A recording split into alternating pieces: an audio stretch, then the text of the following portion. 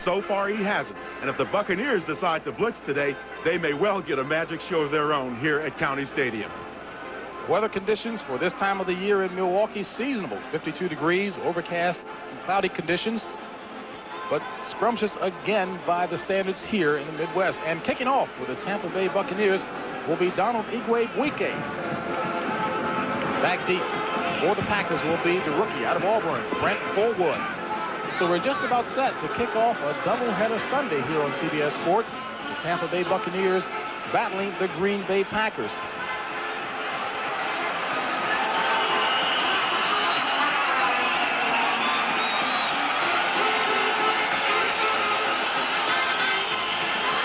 And we're underway. Fullwood takes it on his own 5. He's across the 20. Fullwood still on his feet. And ridden out of bounds at about the 31-yard line by Steve Holloway, the tight end for the Tampa Bay Buccaneers. Steve Holloway made the quarterbacking for the Green Bay Packers, Don Mikowski, a rookie from Virginia. And the defense that he'll be facing of Tampa Bay's, Kevin Kellen, will be a starter. And John Cannon is probably the most experienced and best lineman, defensive lineman. Kellen in place of Ron Holmes, the linebackers. Chris Washington, Scott Brantley, he started in place of Jeff Davis. Irvin Randall's the guy to watch. He hits like a ton of bricks. And the secondary. Watch Ricky Reynolds and Rod Jones. In motion, Jesse Clark, Mikowski to pass on first down, finds Philip Epps. And Epps out at about the 41-yard line. Made the catch from the Green Bay offense. Been pretty potent. Don Mikowski, the rookie at quarterback. Davis is the great running back for the Packers. Only 41. And the offensive line anchored by Ken Rutgers. He's got a battle today. And look for them to run behind Rutgers and Moran today.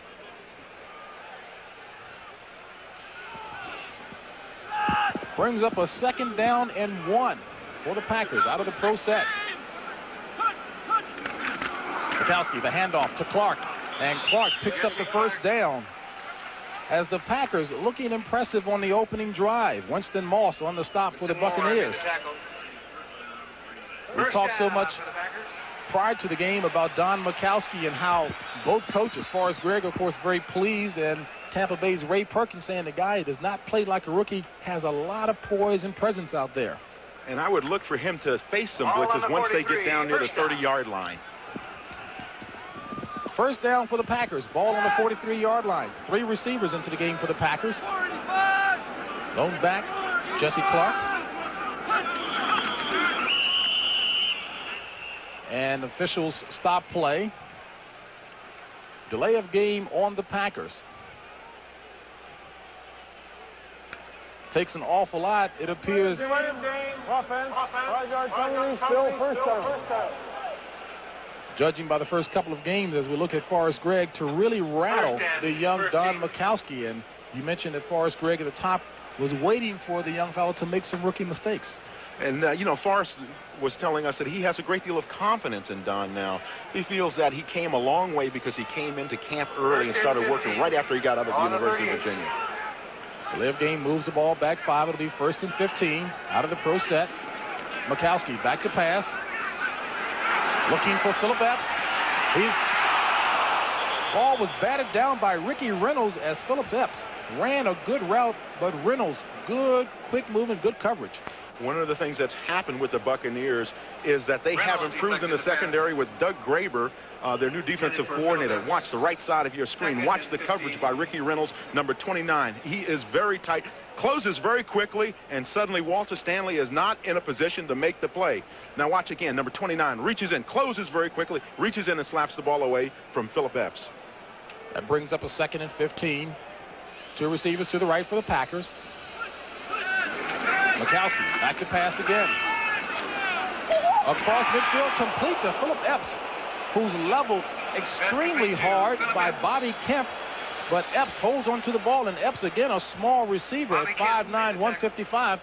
Tremendous job just to hold on to the ball. You know, the great thing about this play is Epps makes an excellent catch, of course, across the middle. That's one tough thing for a little receiver. But now, watch after he gets the stick here by Kemp right there. Now, he's going to get up and pat him on the head a little bit and say, hey, big guy, you didn't hurt me that much. That'll bring up a 3rd and 4 3 receivers into the game for the Packers. Make that a 4 wide out package here for the Packers. Mikowski out of the shotgun.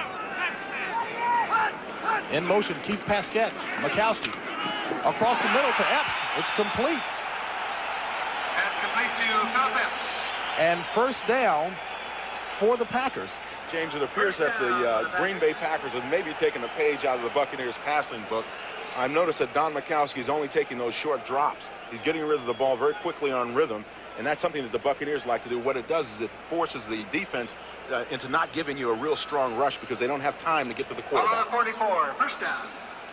Coach Perkins was wondering what kind of pressure they could put on this youngster, and so far Mikowski is looking impressive.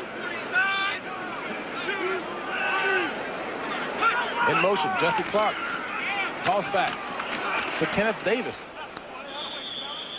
Davis. And Davis stopped by a horde of white shirts of the Buccaneers. Kellen made the tackle.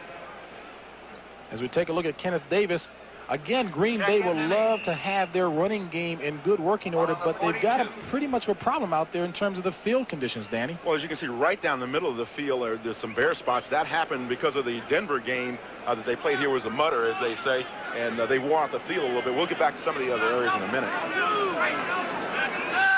3 wide receivers into the game for the Packers. Mikowski back to pass again. Under pressure in the pocket. And Mikowski is dropped by number 51, Chris Washington. Washington on the tackle. When you know you've got to bring pressure with a 3-man defensive line, you bring your outside linebackers. Number 51 there, Chris Washington, brings his pressure, makes a loop back inside. Now Don Mikowski has to get out, can't, and good sack by Chris Washington. That'll bring up a 3rd and 13 for the Packers. Chris Washington, one of the young, talented defensive people for the Buccaneers.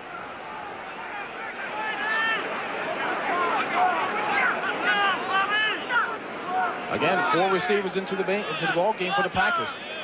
3 to the right. Mikowski.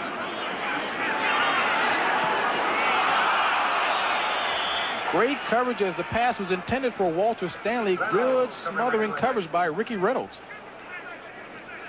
And the thing about Ricky Reynolds that Coach Perkins says he likes the most is his makeup speed. Yeah, he's one of those kind of guys, as we saw a little bit earlier on the play with Philip Epps, that can close the distance very quickly because he has outstanding speed. Bobby Futrell. That brings up the first punting situation of the day. Don Bracken will be punting for the Packers. Back deep for the Buccaneers, Bobby Futrell. And Bracken gets a good hanger. Futrell calls for a fair catch, but there is a flag on the play right in front of Futrell.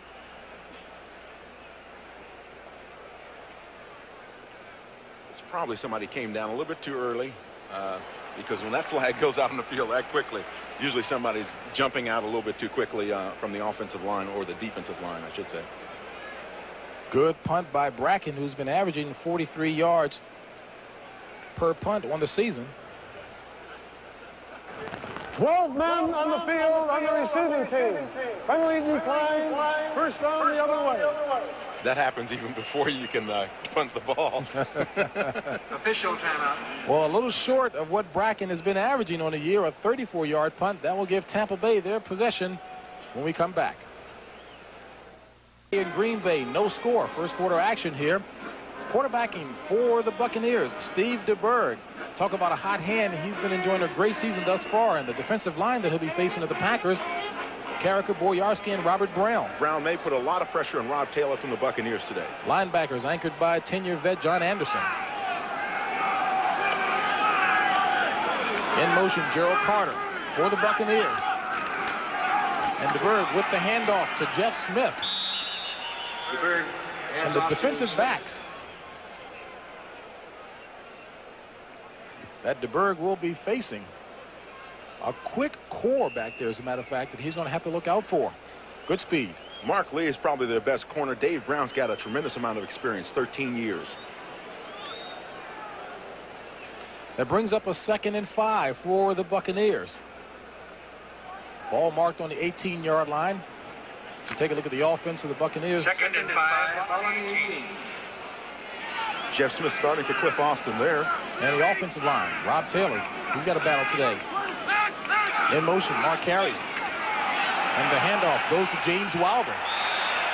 And there's a flag on the play as Wilder, running to the right side of the line, pickup of a few.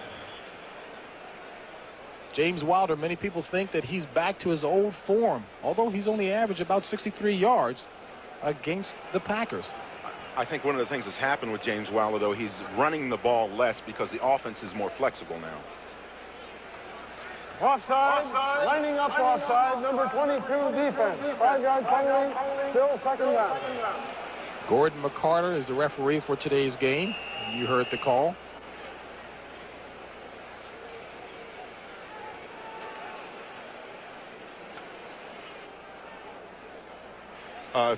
Mark Lee, number 22, a cornerback, apparently was up in a press position and stepped across the line of scrimmage. He was actually into that neutral zone. It appears to be what the penalty was all about. 2nd and 1 for the Bucs. DeBerg back to pass. Looking across the middle. The intended receiver was number 89, Mark Carrier. Mark looked like one of those majorettes in the band. He's trying to reach back to grab that pass. Steve is throwing a little bit deeper than I expected him to early on. And Mark Carrier is going to have to fill some big shoes. Phil Freeman is out for the Buccaneers. Mark Carrier's got to do the job today. That brings up a 3rd and 1.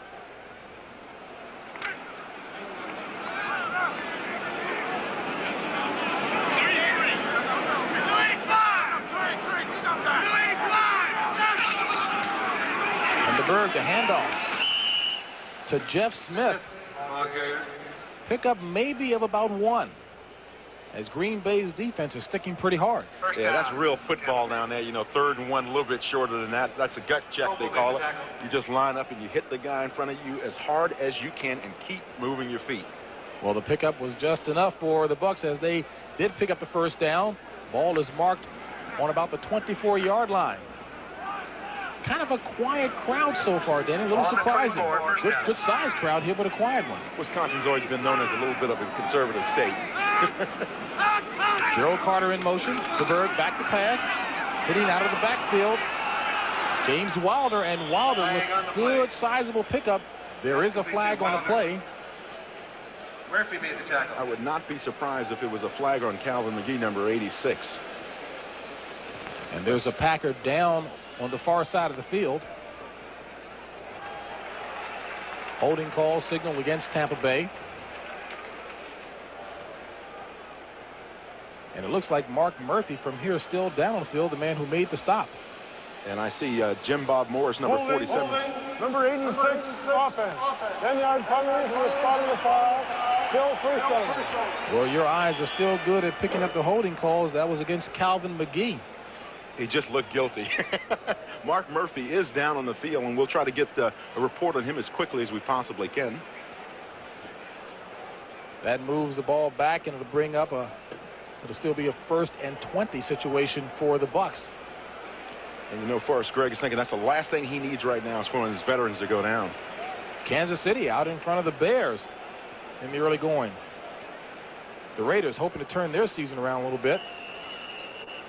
Indianapolis on that good news is out 3-0. Washington playing up in Buffalo. The good news at Indianapolis is that they have Eric Dickerson now. That will help your backfield substantially. And the crowd enthusiasm. 1st and 11. Ball marked on the 23-yard line. In motion, Jeff Smith. DeBerg back to pass. And connects with Jeff Smith out of the backfield. And Jeff Smith made the reception. It'll be marked at the 31. Pushed out of bounds by Jim Bob Morris, real estate salesman, former real estate salesman, replacement player for the Packers. I played with Jim Bob in the USFL down with the San Antonio Gunslingers, and he was the same way down there as he is up here. Very popular guy.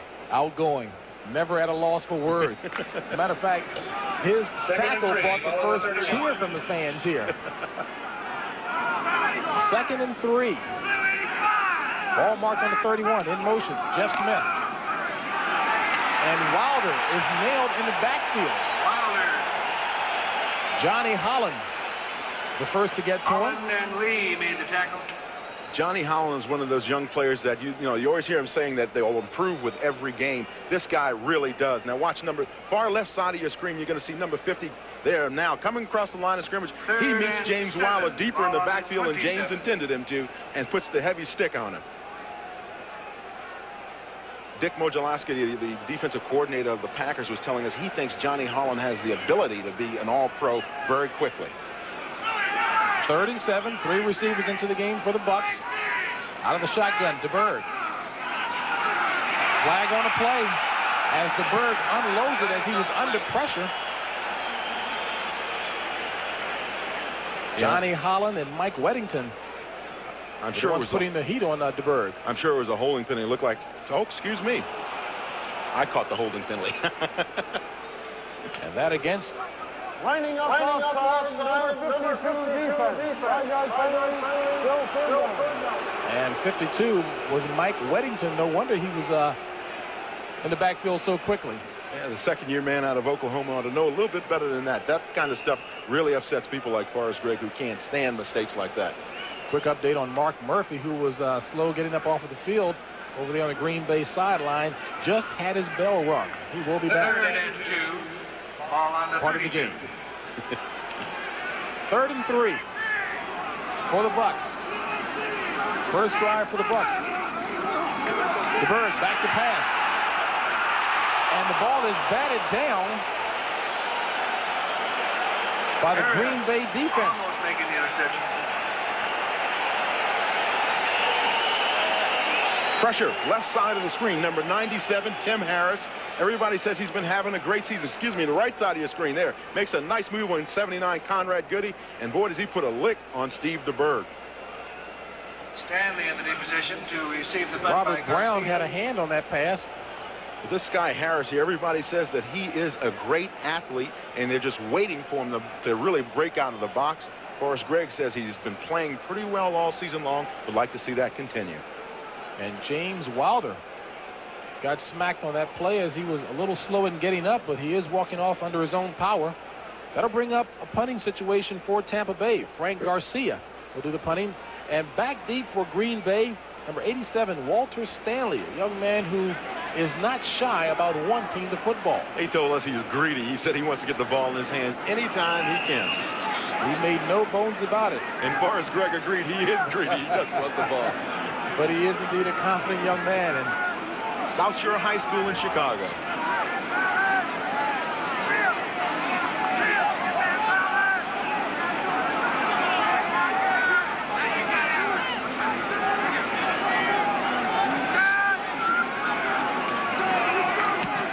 Garcia gets it away. Stanley takes it in his own 22. And Walter Stanley is stopped by Steve Holloway. And again, the Green Bay crowd here in Milwaukee got their lungs up a little bit on that exciting return, however short, by Walter Stanley. Here still no scores. You take a look at the divisional leaders in the NFC, Washington, Chicago, and the 49ers. And today's game is important because, Danny, if you were to take a look down the road projecting, today's game could have some strong implications wild card-wise. And that one tie by Green Bay could very well make the difference for them come into the season, getting into that wild card situation. James Wilder shaking off the strong hit that was placed on him when he was part of the squeeze on that last play, but looks like he's okay. Packers will take over. First down and 10. Ball on the 34. 6:59 remaining in the first quarter. No score here in Milwaukee. And Mikowski back to pass. Going up top. Complete to Walter Stanley.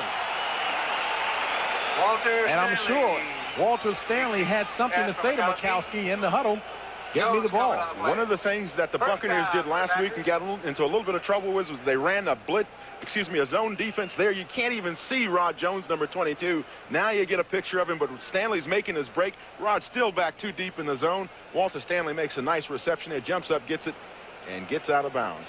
Jones perhaps a little too much respect for the speed of Stanley, but Stanley said that he felt that Jones was a little too flat-footed and he might be able to blow right by him. In motion, Jesse Clark. Mikowski handing off to Clark, and Clark stopped in the backfield. Give the credit to Jackie Walker. Jackie was not fooled by that counter play at all. Here's a look at it from the end zone. Now watch the running backs take a step to the left. There you see Kenneth Davis going right now. Coming back, here's Jesse Clark, and he cannot get around number 51, Chris Washington, who read that counter play all the way. Second and 12. Brings up a 2nd and 12. 3 receivers in for the Packers. Mikowski back to pass. Looking for the big tight end, Ed West, but he was overthrown. West, the intended receiver. Ed West, the tight end, is 6'1" and about 245. A little bit short for a tight end, but has played very well for them. Blocks very well. Well, these aren't the only athletes to be in action this weekend. As a matter of fact, at the New York City Marathon, the winner of that 26-mile race was Ibrahim Hussein from Kenya. And Danny, he gives a little bit of hope to those of us who have just a little age on us. He's 42 years of age and is the first black to win the marathon ever. 3rd and 12. Mikowski under pressure, has to run out of the pocket. And Mikowski takes it to about the 46-yard line before running into John Cannon of the Packers with a little bit of help from Winston Moss, and make that again of the Buccaneers. One of the things that Mikowski does very well is he moves around in the pocket and is able to get out and scramble when he has to. That's a clear example of it. He will not take the sack if he doesn't have to. Well, it brings up yet another punting situation for Don Bracken, his 2nd. He'll be kicking deep to Bobby Futrell. And Futrell decides to let it go. Touchback. Tampa Bay will take over on their own. And the ball will 20. be placed out on the 20-yard line. Where Tampa Bay will be starting with 4:57 remaining in the first quarter. For 75. No score in the first quarter here in Milwaukee. And then as you take a look at the ground shot there, the players from Tampa Bay really complained about the condition of this field. And there you can see why. This is some mud, some sitting water on the field. But down in the other end zone there, it slopes down as you get into the deeper part of the end zone, about a 1.5 foot difference between the corner of the end zone and the middle of the field. And Tampa, of course, would be pleased just to get down in that part of the territory as DeBerg goes the pass as he connects with Calvin McGee. McGee across the 25-yard line to near the 27. Pass completion to McGee. Calvin McGee, one of the reasons he's enjoying such a good season is that he's lost 41 pounds since last February. He was up to about 280 pounds. And Coach Ray Perkins said, young man, if you don't lose any more weight, then we're going to play you at guard. And there's James Wilder stretching out. I think he'll be back. We'll see him a little bit more this afternoon. Brings up a second and 3. Pickup of about 7. DeBerg, the handoff. Looked to be Bobby Howard. Howard, the ball carrier. You know, when you try to run plays up the middle like that, generally if your nose tackle is doing his job as Jerry Boyarski did there, you're only going to get about 1 or 2 yards because he's going to take 2 blockers with him. And that time, he took the 2 inside guys from Tampa Bay, Rick Mallory and Randy Grimes. James Wilder still on the sidelines. Jerry Boyarski was with Forrest Gregg in Cincinnati, and he brought him here because he knows what kind of a player he is. 3rd and 1. The handoff to Smith. And Smith going right up the gut. Smith, the ball carrier. We'll wait for the bodies to unravel there to see if he got near the first down yardage. With all that mud on the field, the ball may be about 2 feet down.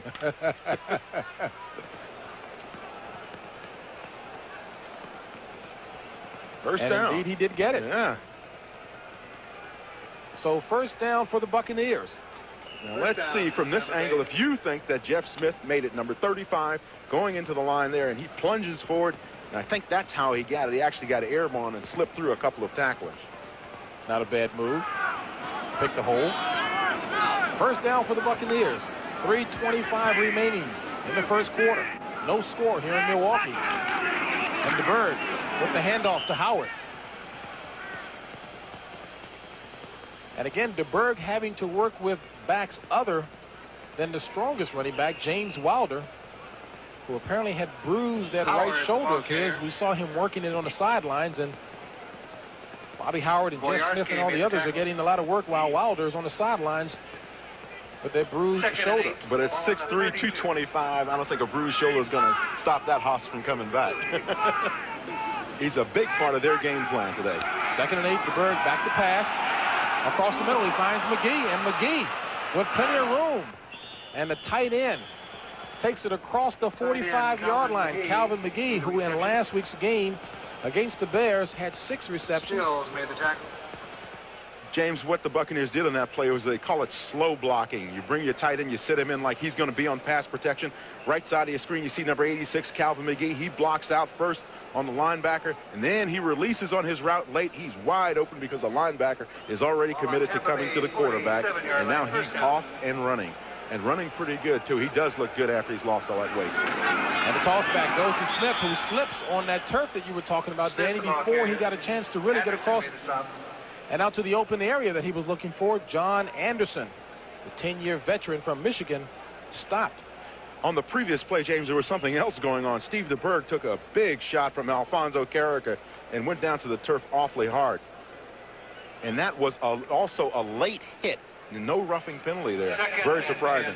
Carricker at 6'6", 271 pounds, but DeBerg has taken an awful lot of hits, certainly against Chicago in the 2 meetings this year.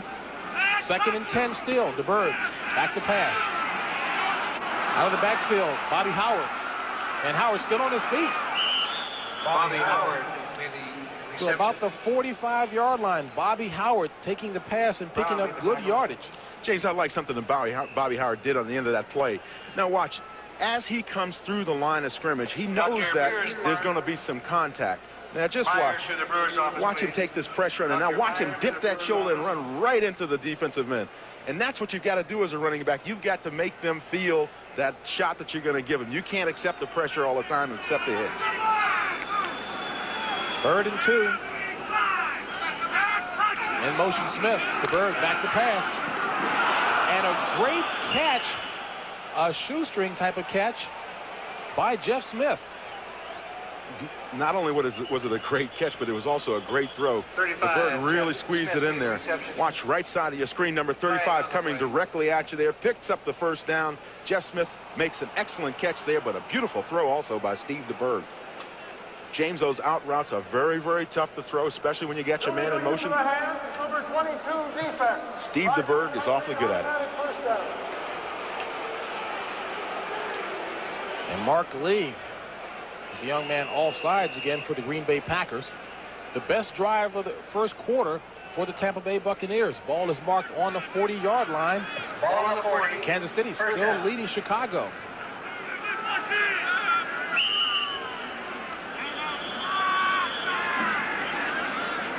And it appears as if the officials have called a timeout. Green Bay, number 1. And indeed it is. The first timeout charge to the Packers comes with 27 seconds remaining in the first and no score. Take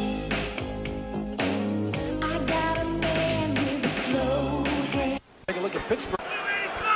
1st and 10, 27 seconds remaining in the first quarter.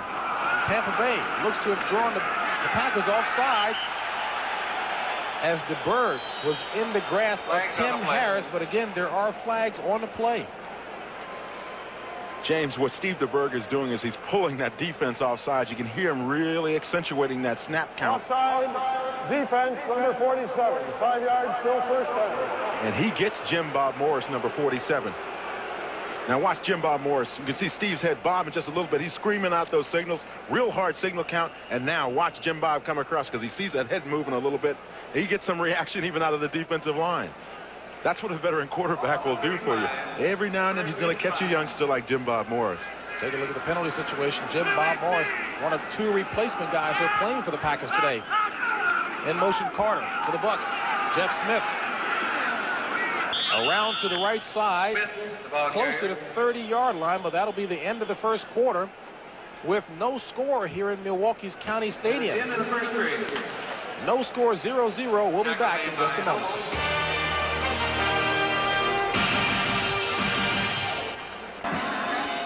And for the 54,000 assembled here in County Stadium, not much to cheer about as their Packers have yet to get on the scoreboard. No score as we start the second quarter here as we take a look at Ray Perkins, hoping that his team can get inside of the 20-yard line where they have been productive this year. And DeBerg with the fake handoff. Under pressure, Hassel throws it quickly. His intended receiver was Calvin McGee.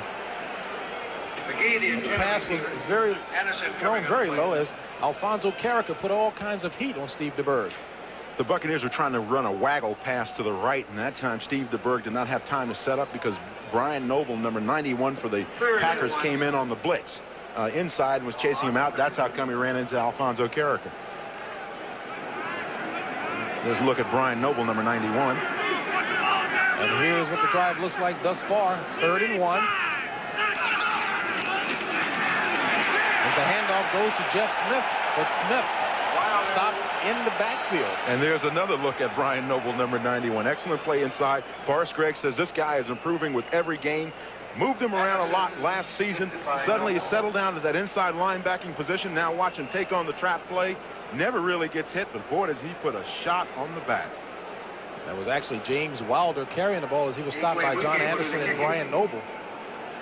Noble out of Arizona State. Donald Igwe-Buike will attempt the first field goal of the game. It'll be a 48-yard attempt. And it's up. And it's good. Donald Igwe-Buike puts the Buccaneers on the board first. They take the lead 3-0. And certainly that does an awful lot for Donald's confidence. You know, he felt that at the end of last week's game that he was losing a little bit of confidence in himself because he had the extra point blocked, and as a result, you know, Tampa Bay lost the ball game down there by 1 point. Had a couple of missed field goals, but Donald is one of those kind of guys that comes back strong every time it looks like he's down and maybe teetering a little bit on the edge. Certainly this man Ray Perkins says, hey, look, this is professional football. You've got to get your job done. Extra points should be automatic. And again, keeping in mind that today's game takes on an awful lot of importance as second place is being battled for. The Chicago Bears off to a good start at 5-1, and now Jim McMahon is back at the helm. So this game takes on a lot of importance as you look down the road, perhaps for wild card possibilities. And Donald Igwe-Buike back deep, Brent Forward and Kelly Cook for the Packers.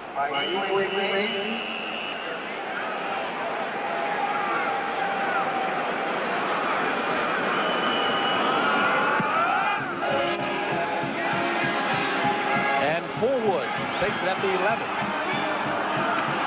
Forward still on his feet. And is driven out of bounds. Forward progress should be marked somewhere near the 30-yard line. Rick Woods leading the pack of Buccaneers driving forward out of bounds. Top 10 teams doing battle. Official timeout.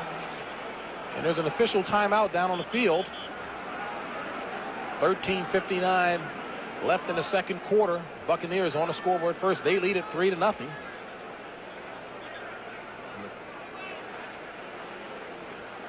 You know, even with all of modern technology, occasionally something will happen that throws everything off, and our monitors have gone out up here indeed. We have lost power in the replay booth as well. And I'm sure from their standpoint, that's just as important, if not more important. Danny, we were talking about Donald Igwe-Buike and the problems that the Buccaneers have been experiencing in their kicking game. Ray Perkins said perhaps he's been drilling his team a little too much. They practice 30 minutes a day. Maybe he ought to lessen that practice schedule a bit. Well, one of the things that happens is sometimes you over-practice things. You start thinking about it too much, and many times all you need to do is just line up and do it a couple of times at practice, and then that's it. Get out of there. They even practice all day on Saturday. The whole practice on Saturday is all special teams again, so it is a lot of practice. Communication for both benches is out. Until either or both come back, the coaches will not have the benefit of phones. Well, not only was the replay booth out in terms of having lost its pictures, the phone set up for both coaches, the Packers and the Bucs, they lost power. And as you just heard the referee mention, until they get power for one and for both, they'll both have to operate without phones. It's an equaling out system that they have. Well, we've got our monitors back so we can see a little bit here. And Forward Not much of a pickup.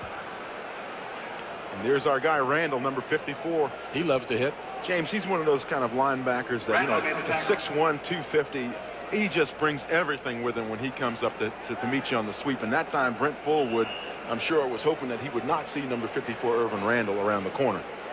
Well, anytime you get a compliment from your teammates, as Irvin Randall did, saying that he loves to take your head off, you must be a pretty fair ball player. Ball on the 32. Ball on the 32 would be 2nd and 10.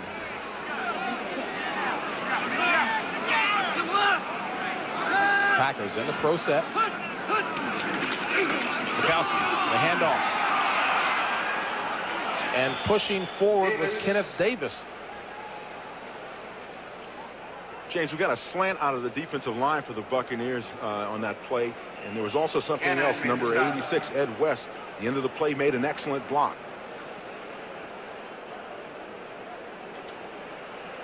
Third and 3. Brings up a 3rd and 3 for the Packers. Coming wide to the left. Walter Stanley.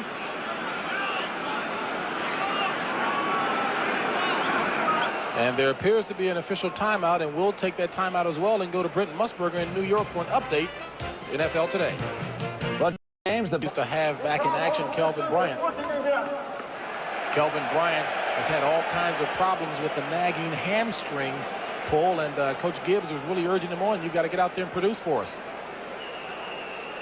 And hopefully these phone lines will start producing here at County Stadium. Looks like everybody's all hooked up again and we're ready to go. Ball marked on the 39-yard line. 3rd and 3 for the Packers. 4 receivers, 4 wideouts into the game. Mikowski in the shotgun. Mikowski scrambling. Gets the first down and more. And smartly takes it out of bounds. Don Mikowski run out of bounds by Bobby Kemp, but again, Mikowski showing his athletic ability. He can scramble. James, watch on the right side of your screen, you're going to see 2 defensive linemen. 75 there, Ken Kellen comes around the middle on the stunt. Don sees that opening and takes off running. Everybody else is back deep in the zone. He says, hey, I can get the first down myself, and even put a nice little move on number 33, Bobby Kemp, the little dippity-do there, and now head out of bounds. We saw Ray Perkins taking a look at Mikowski. Ray Perkins, along with the entire Buccaneer squad, said, as you mentioned before, Mikowski does not play like a rookie. 1st and 10, ball on the 48. Mikowski rolling left. Has to take it again as he runs it out of bounds.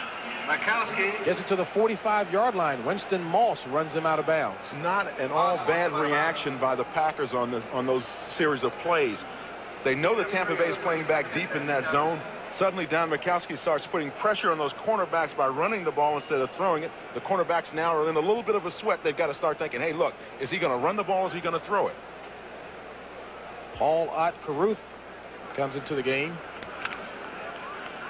He's in the backfield for the Packers. 45, 2nd and 7. Kenneth Davis, wide receiver spot to the right.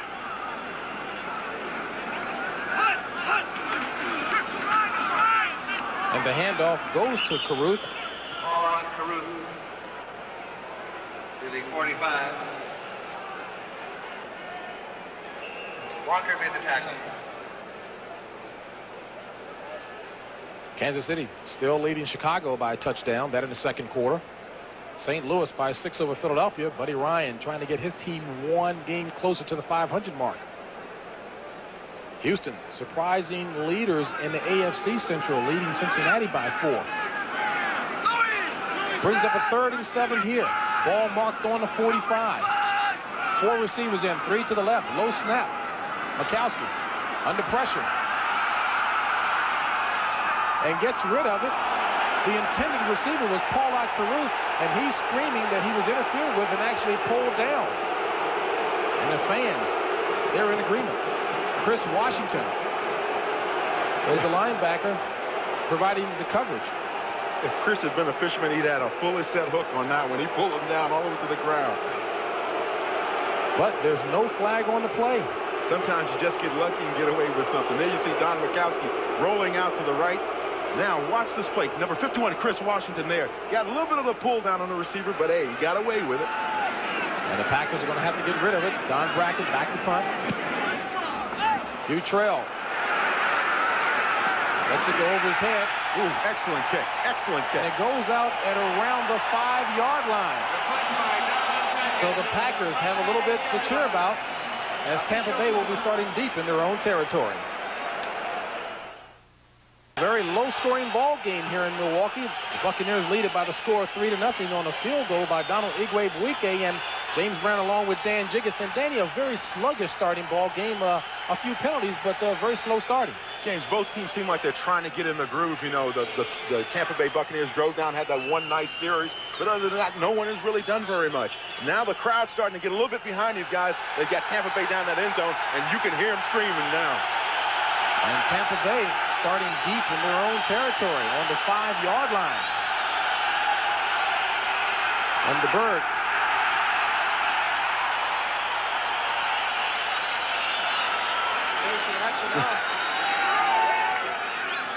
They're starting to act up a little bit here in Wisconsin. Well, for once, they've got a little bit to cheer about, as Cliff Austin did not have much of a pickup that time. The fans will look at the board. Key series here now for Green Bay. If they can stop Tampa Bay down here, make them punt, they've got excellent field position. Brings up a 2nd and 9. The Bird toss back to Austin. And Austin gets it across to about the 8-yard line. Stopped by Brian Noble and Tim Harris. Right side of the screen. Watch the pursuit of the defensive line for the Packers. They string it all the way out. Suddenly he's got to take it back up inside, and there's no room to run for Cliff Austin because the defense is staying on the line of scrimmage. Defense of the Packers doing a good job. Bucks brings up a 3rd and 8. Ball is on the 7-yard line. Big series for the Packer defense. The Bird back to pass and connects with Calvin McGee. And McGee, the big tight end, takes it across the 30-yard line to get the Bucks out of a literal and figurative hole. Johnny Holland on the stop, but a flag is on the play, and it's going to go against the Buccaneers. Indications are that it's Rob Taylor, number 72. Let's see if that holds up. Holding, number 39 offense. Half the distance penalty, still 3rd down. And the guilty party that time, Cliff Austin. At least it wasn't an offensive lineman. Excuse me, Rob Taylor. Rob, I remember when at his the times when he played down at Northwestern, just down the street a little bit, only 60 miles from here. Pretty good offensive tackle for him. 3rd and 13. Ball is marked on the 4-yard line. 3 receivers in for Tampa Bay.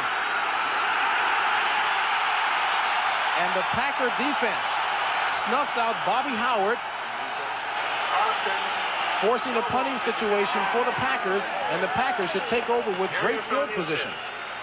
James, what happened is the ball is snapped, and the line does not really hear the ball being snapped. Now, you see that late reaction, and it's not pretty what you have to see when you run up inside like that. Garcia will do the punting. Well, the pressure is now on the punter, Frank Garcia. He's going to have to really put together a booming kick, really kicking deep to Walter Stanley of the Packers.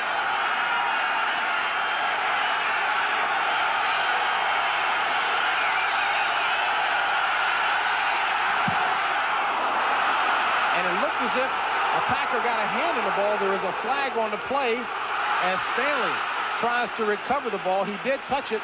Flag on the play. But there was a flag on the play back where Frank Garcia was kicking the ball. And Dan Turk was working on that ball, trying to get it away from Walter Stanley, but he says no deal. Perhaps Scott Stephen maybe roughing the kicker. But the question is, did he touch the ball? It looked like the ball was shanked just a little bit, and I don't know if he got a hand on it. If he did, he can run into the kicker. Personal foul running into the kicker. Number 51 on the defense. 5 yards, automatic first down.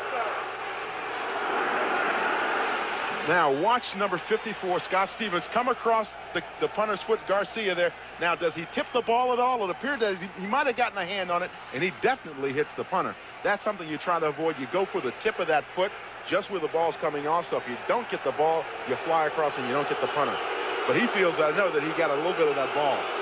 In that case, the hit is legal on the punter. And, of course, an automatic first down for the Buccaneers. The Bird Another opportunity, the handoff to Jeff Smith, and Smith runs into a wall of Packer defenders.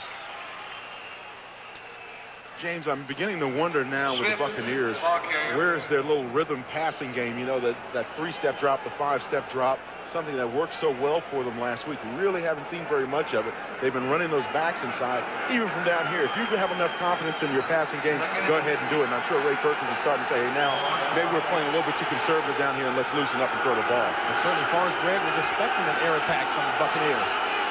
2nd and 8. In motion, Jeff Smith. DeBerg back to pass, looking for Smith.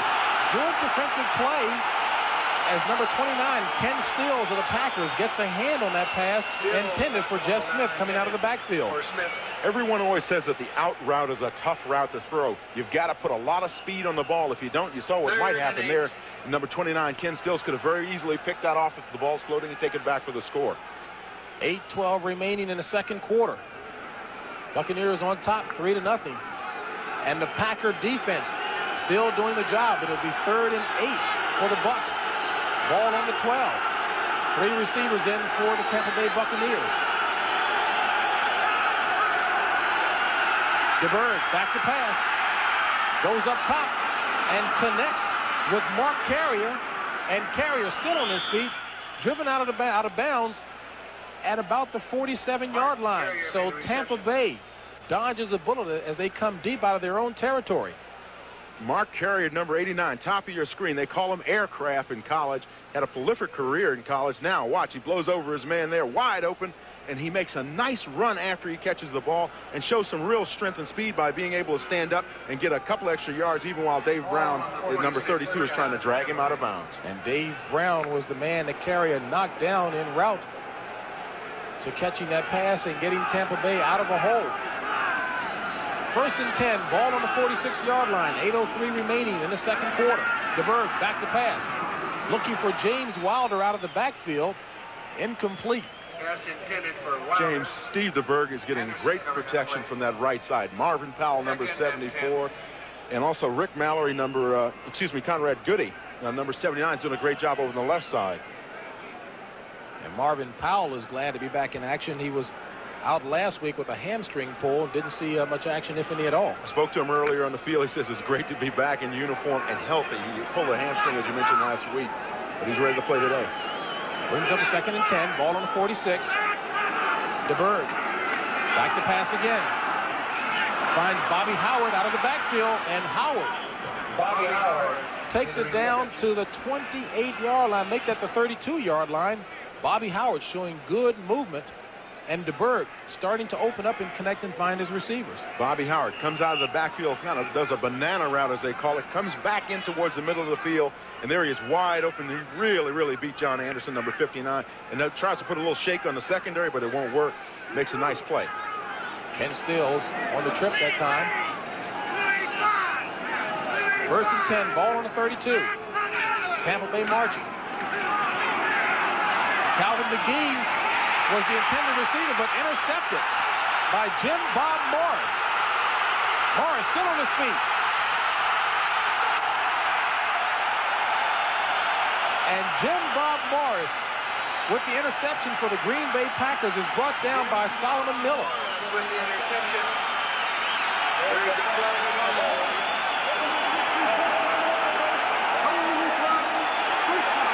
And Danny, there was a flag on a play holding against the Bucs, and of course that penalty was declined. Again, it was against George Yarno. Now Jim Bob Morris has the longest return this year for the Packers, a 73-yard interception and return, that during the replacement games. Right side of your screen, you see him working there against number 86, Calvin McGee. He trips Calvin McGee and then makes the pickoff. He tripped Calvin McGee and made the interception. And I'm sure now he makes a nice run back, but hey, he should have gotten a penalty on that play. Well, it stands as a 51-yard interception return by Jim Bob Morris, and the Packers are excited. 51-yard return. Ball marked on a 34-yard line of the Buccaneers has the Packers breathing life.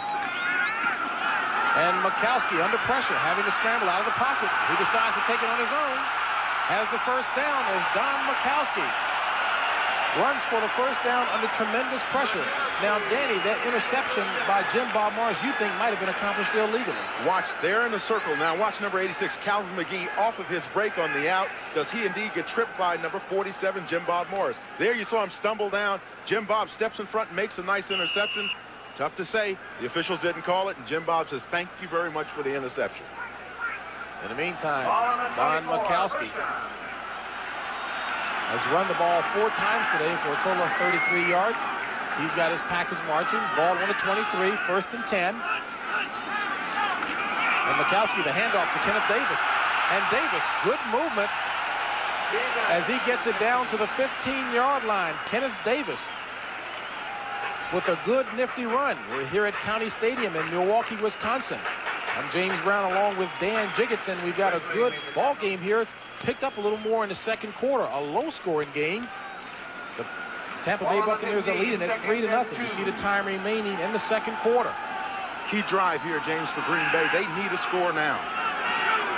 2nd and 2. And Mikowski, the handoff to Caruth. And Caruth with a pickup of a couple. And Danny, Green Bay has been fairly productive this season once they've gotten the ball in the red zone, if you will, inside the 20. They've connected on 13 of 15 possessions, scored on 13 of 15 times inside the 20. That's what you call making the very best of a good situation. That's what you always want to have, those kinds of statistics inside the 20-yard line. Shows your productivity on offense. And there you can see it for yourself. 6 TDs and 7 field goals. Probably a few more field goals than they would like. Ball on the 11. In motion, Philip Epps. The handoff to Kenneth Davis. And Davis juking his way down to the 5-yard line. Kenneth Davis, who rushed for 129 yards on 23 carries and 2 touchdowns last week against the Lions, moving very well now. Bears have evened that score up. JB, when Kenneth Davis made that run, it looked like I-94 out here outside the stadium. He had a huge hole to run through. And you see New Orleans over Atlanta by 14. It's a bit of a surprise. 2nd and 4. Ball marked on the 5. In motion, Epps. The handoff again to Davis, and he's nailed in the backfield. Kenneth Davis with no gain that time, as Ron Holmes, who had himself a fine ball game last week against the Bears. 2.5 sacks against Jimbo Covert, and Jimbo's about the best around at offensive left tackle. And Danny talking about a big play in the first half. This is it for the Packers, who are trying to get on the scoreboard as far as Greg looks on. 4 wide receivers in the game. 3rd and 4, ball marked on the 5. Mikowski out of the shotgun. Decides to keep it himself. He's hit and he loses the ball. And Tampa Bay recovers. Tampa Bay recovers at about the half-yard line as Don Mikowski was trying to keep it himself and take it in. He got hit hard. John Cannon. Number 78, John Cannon out of William & Murray. Here you get a chance to see the play on you for yourself. Watch Don Mikowski try to set up a little bit of fake there. Quarterback draw, runs it up the middle, and boy, does he get drilled. And he gives up the ball. Now watch it rumbling around, heading towards the end zone, and there's a nice recovery by the Buccaneers. And the Buccaneers defense rises to the occasion and stops Green Bay deep in their own territory. They still lead it 3-0. Impressive defensive stop by the Tampa Bay Buccaneers. They take the ball over deep in their own territory. Ball on a half-yard line. 4:13 remaining in the first half. And DeBerg hands it off to Bobby Howard. And Howard with maybe a 1-yard pickup, if that. Another look at the fumble. This time, watch left side of your screen. Number 94, Mike Stensrud, makes the hit on Don Mikowski as he tries to run the quarterback draw. Slings him to the ground like a wet noodle. Don gives up the ball.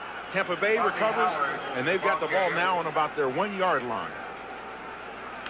Mikowski just a little too careless that time, carrying the ball a la Walter Payton. Only a few can do that. I mean, look at Stensrud. Ooh! 2nd and 9. Ball marked on the 1-yard line. And DeBerg hands off to Jeff Smith. And again, the Bucs just can't create a big enough hole in that Packer line. It's very tough to run down here because many times what you'll get from the defensive line is some slanting inside because they know you're not going to run a sweep down here. If you do, you may get trapped in your backfield for a safety, so you're pretty much committed to running it right up the middle. They start slanting those defensive ends in, and you can't get out of there. Well, as a result, there was no gain on the play. That brings up a 3rd and 9 situation for the Bucs. 3 receivers into the game. Split wide to the right is Gene Taylor. To the left is Mark Carrier. And the referee stops the play. Delay a game on the Buccaneers. And Steve DeBerg was really upset. I saw him slam the ball down on the ground. He could get another 5 inches. Delay of game, offense, half the distance, still 3rd down. I say 5 inches because they were only 10 inches out of the end zone anyway. Must be a pretty frustrating situation for Steve DeBerg because he's been the model quarterback this year. And in order for him to be upset, must be tough. And they've got a tough situation ahead of him. 3rd and 10. Ball on the 1. 3 receivers still in for the Buccaneers. Gene Taylor wide right. DeBerg back to pass. Goes up top looking for Carrier. And it's incomplete. As Dave Brown, the veteran, 13-year veteran, provided the coverage. And Mark Carrier, number 89, did everything he could to try to catch that ball from the end zone. Watch on the left side of your screen. You see Steve DeBerg dropping back. Mark Carrier is going to be right down the left sideline. And now watch as Mark Carrier tries to bobble the ball a little bit, trying to grab a hold of it. Dave Brown, number 32, makes an excellent defensive play and knocks the ball out of bounds away from Carrier. Frank Garcia, again, having to provide the big foot. And gets it away. Not a great kick. As Walter Stanley lets it roll around. And it's finally down at about the 38-yard line. Dan Turk down in for the Buccaneers as Ray Perkins has to be a little concerned about his Bucs' inability to get something going. But one of the things that they've done there is they've given themselves another opportunity for the defense to come out and prove themselves once more. They can stop the Packers here and deny them that 3 points from the field goal. They've really done a great job. Next Saturday, CBS Sports present expert commentators. That's next week, next Saturday at 2 o'clock right here on CBS. Mikowski back to pass, under pressure, sacked. Chris Washington.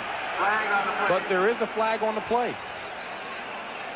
Washington made the tackle. Chris Washington's initial reaction was that he didn't like the fact that there was a flag on the play. Maybe someone stepped across the line a little bit too early. We'll get to see here in a minute. Tampa Bay was hoping that they might be able to rattle Mikowski, even though he's not played like a rookie.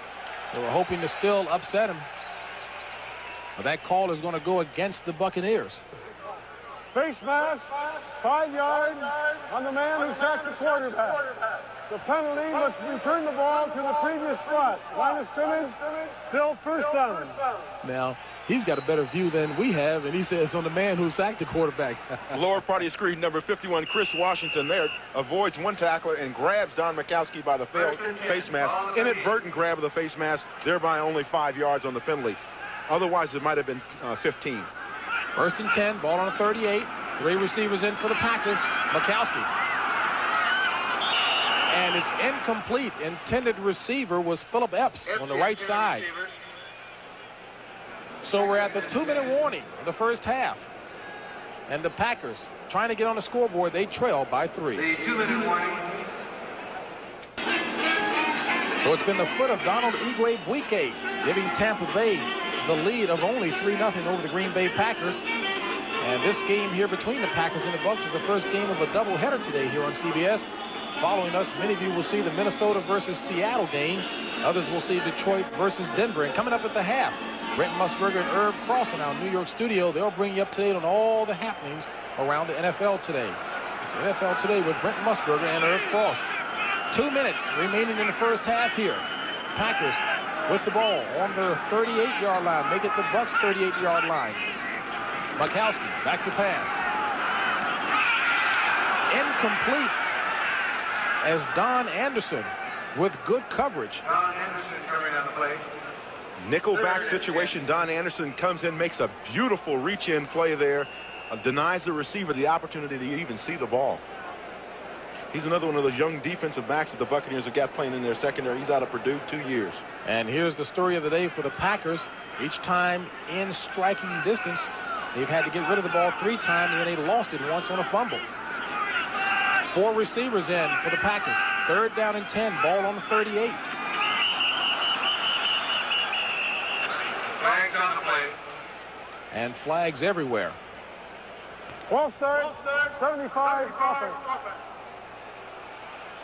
Well, that against the Packers. James, as an offensive tackle, you know you've got a tough position, particularly your left tackle with Ken Rutgers is playing. You've got to get back off of that line of scrimmage very quickly because you're getting a real hard rush from the blind side of the quarterback. Sometimes you anticipate the snap a little bit and get back too quickly. Forrest Gregg says he feels Ken Rutgers, number 75, is probably his best offensive lineman right now. That brings up a 3rd and 15. Still 4 wideouts in for the Packers. Mikowski out of the shotgun. Flags on the play again. And Mikowski was looking deep for Keith Pasquette. Incomplete. But again, there are flags on the play. And there's also some disagreements down there. Number 72, Tom Neville, is mad at somebody. Oh, and Ron Holmes. Oh, okay.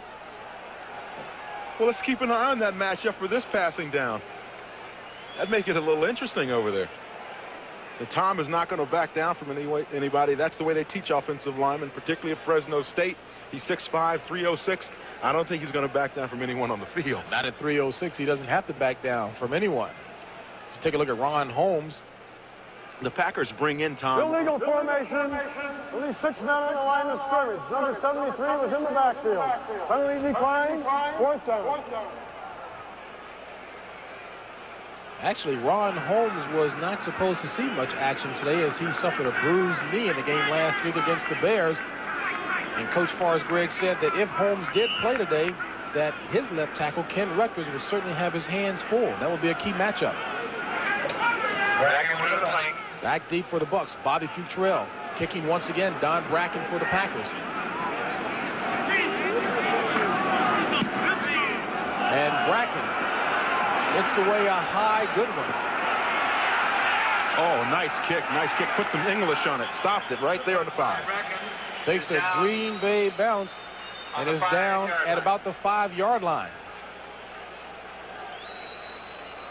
There you can see the score, James. One of the most important things that happened on that series of downs was we said before they started that if Tampa Bay could stop Green Bay from getting a score out of there, it would be a key setup for their defense. Now, offensively, they got the ball back on the 5-yard line, could run out the clock for the half, and quite possibly try to get down and get a field goal. Well, both teams in good shape timeout-wise. We'll see how Green Bay handles theirs as they've got the Buccaneers penned deep again. Ball on the 5-yard line. 1st and 10 for the Bucs. DeBerg hands off to Bobby Howard. And Howard, the ball carrier. 1, maybe 2. Noble made the initial contact. Brian Noble on the stop. I would see the Buccaneers in this situation coming with a pass, maybe a 3-step drop pass, dumping it off, trying to read that get that tight end open down underneath, right by the middle linebackers. Those are the kinds of things that work down here. The sweeps don't work quite as well for you because they take too long to develop coming out of the backfield. It'll be 2nd and 8. Ball is marked on the 8. In motion, Gerald Carter. The handoff goes to Jeff Smith. And Smith powering on the left side of the line, make that Bobby Howard. Two things. On the left side of the line. The Tampa Bay Buccaneers should be using timeouts here if they want to. Green Bay should be trying to use timeouts here. He does indeed. The other thing is Tampa Bay should not be trying to run sweeps down here. It doesn't work for him. As Willie Pete and Ray Perkins on the sidelines, not a very happy man. As a matter of fact, he had his game face on yesterday. Wasn't pleased with the fact that they lost against the Bears, and he can't be very pleased that his team is not being very productive in the first half of today's game. Well, I'm sure he's pleased with what his defense has been able to do. His offense, however, has not been quite as productive as he would like. 3rd and 6. Ball on the 10. DeBerg back to pass, and it's batted down. Batted down by Robert Brown, his 2nd knockdown today. Robert Brown. Big fella, 6'2", 267. The Packers are coming on a game here. You'll see number 93, Robert Brown there, make his move back inside, realizes that he can't get the quarterback, so he plays center field and just swats it down with those big mitts. Almost caught the ball. Punting for Tampa Bay, Frank Garcia again. Walter Stanley. Back for the Packers. Loses the ball and falls on top of it. And Stanley, he and Dan Turk have had a few words. And little Walter at 5'9" is going to run after Dan Turk, who's 6'4" and about 260 or 270. Well, that's one thing that the Packers like about him. He does have heart. Now, what he does, he relaxes a little bit on the punt here. You can see him getting a little bit relaxed there and a little calm. It bounces off of his chest, and he's smart enough and quick enough to turn around and recover it. And there you see Dan Turk laying it on his back. 38-yard punt by Frank Garcia. But in that mud, Dan Turk really couldn't stop in that situation. Packers take it over at their own 47, 1st and 10. 38 seconds remaining in the first half. Mikowski back to pass. Under pressure again. He decides to take it.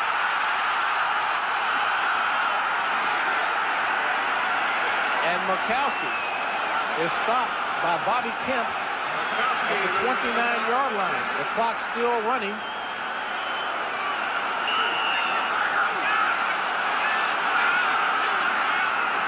Four wideouts in. Mikowski out of the shotgun. And it's incomplete. Intended receivers Frankie Neal with 6 seconds remaining in the first half. 2-minute drill. Don Mikowski's getting a lot of time from his offensive line. Now they're going to come in and try the long field goal. And attempting the field goal for Green Bay will be Al Del Greco. Al Del Greco will attempt the kick. He's a young man that made the 45-yarder last week against the Lions. They won it for the Packers. James, I feel that the Green Bay Packers have misused their timeouts all along in this drive. They could have saved at least 20 seconds on the drive. Now Forrest is saying, why did you call the timeout now? Dan, you mentioned a real misuse of timeouts. Why do you think so? Well, I think that when you're in a situation where you're passing like that, you've got to use your timeouts productively. If you feel that you can't get to the ball fast enough, don't save them for the end of the half because they're not going to do you any good. Then use them while your people are running up to the line of scrimmage. You can reset the offense, get another play in, and quite possibly make it a better one. Now you see Green Bay with no timeouts, Tampa Bay with 3 remaining, but with 6 seconds, it doesn't make any difference. And Forrest Gregg still arguing his case. But the bottom line is that he's out of timeouts, and with 6 seconds left, Al Del Greco, 4th-year player from Auburn, will come on to attempt the field goal. It'll be a 47-yard field goal attempt by Al Del Greco. As I mentioned, he was one that had the game winner last week against the Lions, a 45-yarder.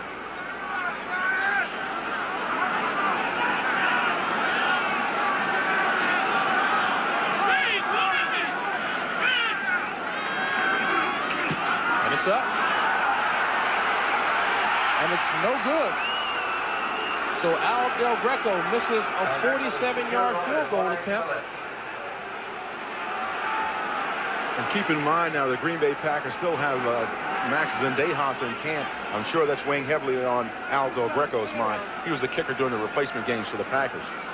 It was an opportunity for the Packers to tie the game here in the first half, and that opportunity is blown as Ray Perkins gets his thoughts together for his halftime chat with the Bucs. And you mentioned Max Zendejas here, and certainly that was a good bit of pressure weighing on Al Del Greco, who watched the kind of success that Max had during the replacement games as he went 7 of 7. So the Packers will go into the locker room at the halftime down by 3 to the Tampa Bay Buccaneers. And that's the end of the first half with the score: Tampa Bay 3, Green Bay 0. And again, a very sluggish first half for both teams, and as a result, Tampa Bay only enjoys a 3-point lead. We'll be back. And you talked about how improved a defensive team Tampa Bay is. They've improved markedly from last year. And there you see them leading in giveaway takeaway category for the whole league. You see Pittsburgh, Miami, New England right after them. And down below them, on 9th place is Green Bay. Tampa Bay has been doing an exceptional job, though, picking off the ball and getting those fumbles, recovering those fumbles. To embellish that point a bit more, Tampa Bay's defense was 28th in the league last year, and they moved up. They're number 5 in the NFL this year. Credit some of that to Doug Graber, their defensive coordinator, who coached here in Wisconsin at the University of Wisconsin for 4 years. He's really done a tremendous job with that defense. Green Bay will be kicking off in the second half.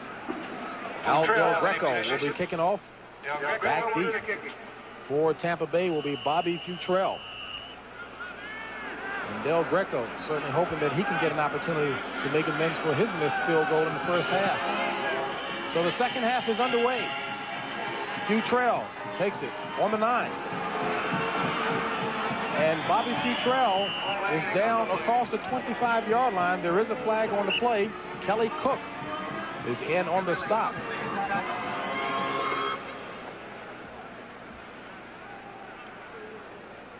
And Gordon McCarter will have the call here. As I mentioned, there is a flag on the play. Holding number 80 on the receiving team during the return. 10-yard penalty from the dead ball spot. First down. And number 80 on the receiving team is Steve Holloway. So Tampa Bay starting back 5 yards shorter than they should have been. Make that 10 yards. Ball is marked on the 16. First down and 10. Steve DeBerg at the helm.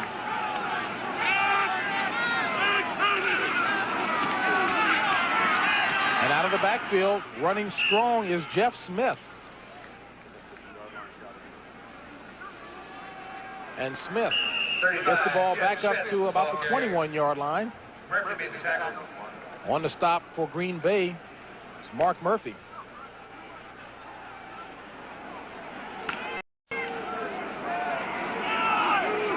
And that says it all there. Tampa Bay not had the greatest field position. Smith again. As he bulls his way around the left side of the line. Jeff Smith again, stopped this time by Ken Stills of the Packers. Are you surprised at all to see that Tampa Bay is running the ball more? Well, defensively, this may be why. Look at number 91 there. You see Brian Noble. He's staggered with actually number 50, Johnny Holland. And maybe the reason why he's staggered, he's back off the line of scrimmage a little bit more, is because Johnny Holland has a bit more speed than Brian. But Brian is able to come around and meet those sweeps a little bit better. He is 250 pounds. Tampa Bay not showing as much passing as far as Greg expected. In motion, Jeff Smith. Ball on the 23. DeBerg back to pass. Across the middle to Calvin McGee. And McGee takes it across the 30-yard line. And the big fella really is moving quite well. Stopped by Mark Murphy. Murphy made the tackle. James, Calvin McGee, when Jimmy Giles was traded, everyone said, what in the world are the Buccaneers doing? They're losing their best tight end. But they knew what this guy, Calvin McGee, could do. He got in great shape this offseason, came back ready, and there's the results of it. You know, suddenly those outside linebackers can't keep up with him. He's slim and trim at 240. Ball on the 35, first and 10 for the Buccaneers. Out of the pro set, DeBerg back to pass. And across the middle, the intended receiver was James Wilder, as he was tripped up at about the line of scrimmage, and DeBerg again was operating under a lot of pressure. Forrest Gregg told us that number 93, Robert Brown, that man is one of those kind of quiet players. You don't really notice how much he's doing until you look at the film on Monday. In that case, he rushed in on Steve DeBerg, beat Rob Taylor late on the play, and got a nice bump on the quarterback. Watch him. Right, come in on the inside move there. He comes after Steve DeBerg, and boy, does he put him on the ground. Second and 10, in motion, Jeff Smith. DeBerg back to pass. Has time. Goes across the middle and finds Carrier. And Mark Carrier made the reception. Moves Tampa Bay up across the 45-yard line. And Danny, as I watched the official try to mark the ball, he slipped on the field, kind of underscoring the point that you made earlier about these poor field conditions out there. And he's walking. Yeah, and right in the middle of that field, they've got a little strip there that's been worn out. Talking to the groundskeeper here, Harry Gill, he said that when they played Denver here, they really wore out the middle of the field because it started raining. And there's a prime example of it there. First and 10, ball on the 47. In motion, Gerald Carter. The toss back goes to Smith. And Smith with a good hold on the right side of that line, as Tampa Bay is putting together a good drive on this series here. James, this play, sweep, both guards pulling out. There you see number 66 and 68, Mallory there. They let that one back go in, the linebacker go in. They take it up the middle, and it's a really nice hole left for Jeff Smith, number 35. Green Bay apparently susceptible to sweeps outside, not far outside, but inside the receiver and the offensive tackle. 2nd and 2. DeBerg back to pass. Looking to the side for Carrier, and it's complete as Mark Carrier holds onto the ball in traffic. As a matter of fact, Ray Perkins said one of the things he likes about this young man, Mark Carrier, the rookie out of Nicholls State, is that he reminds him of John Jefferson with his ability to catch the ball in traffic. And concentrate when he knows he's going to get hit. You're going to see number 29, Ken Stills, come up here and put a shot on him that will sometimes, if you're 5'10", it'll make you 5'7". Mark Carrier's head shot back on the impact of the blow, but he's back up and back at it. Good drive for the Bucs here. James Wilder cuts back, takes it across the 15-yard line down to about the 10. James Wilder with his best run yet as he's stopped by Johnny Holland. Now that looked like the James Wilder of old, just bullying over people. Big, strong, rumbling back. Watch him make his move. Can't go outside on the sweep. Turns back, cuts it back inside against the pursuit. Jumps over a couple of tacklers there, and then now starts running through the defense like a hot knife through butter. Those are the kinds of things that James Wilder has traditionally done. And again, an important series for the Buccaneers. They're inside the red zone. Ball is marked on the 10-yard line. In motion is Gerald Carter. DeBerg, the handoff, goes to Wilder again, and Wilder bulls his way down to near the 2-yard line. And an important series, as I mentioned before, because coming into today's game, the Bucs have been very productive inside the red zone as well, connecting and scoring 13 of the 15 times inside that area. What has to happen down here for you as an offensive, you got to taste the end zone. You got to want it so bad that you're going to say to yourselves, no one is going to deny me from getting in that end zone. That's the kind of attitude you have to carry down here. 2nd and 2, and Green Bay calls timeout. It appeared that they were running out of time. There was 9 seconds left on the 30-second clock when they came to the line of scrimmage.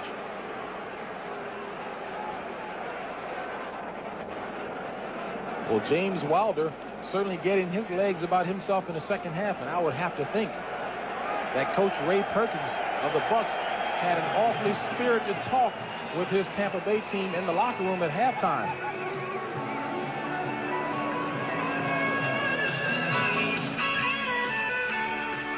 Steve DeBerg over talking with Ray Perkins. And again, DeBerg has got to be awfully pleased with the caliber of this drive here. 9 plays, 82 yards, 4 minutes and 56 seconds, and they've got the ball down on the 2-yard line of Green Bay.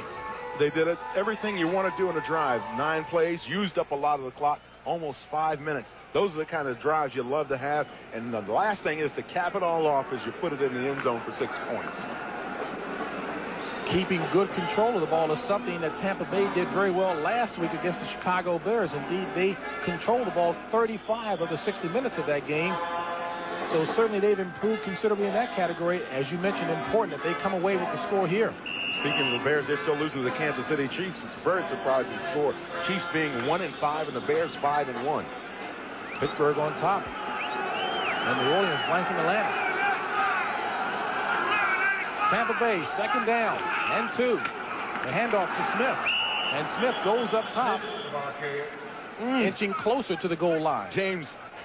James Wilder did something great on that play as well. He threw a key block in the middle of the line of scrimmage that really, we can hear it all the way up here in the press box.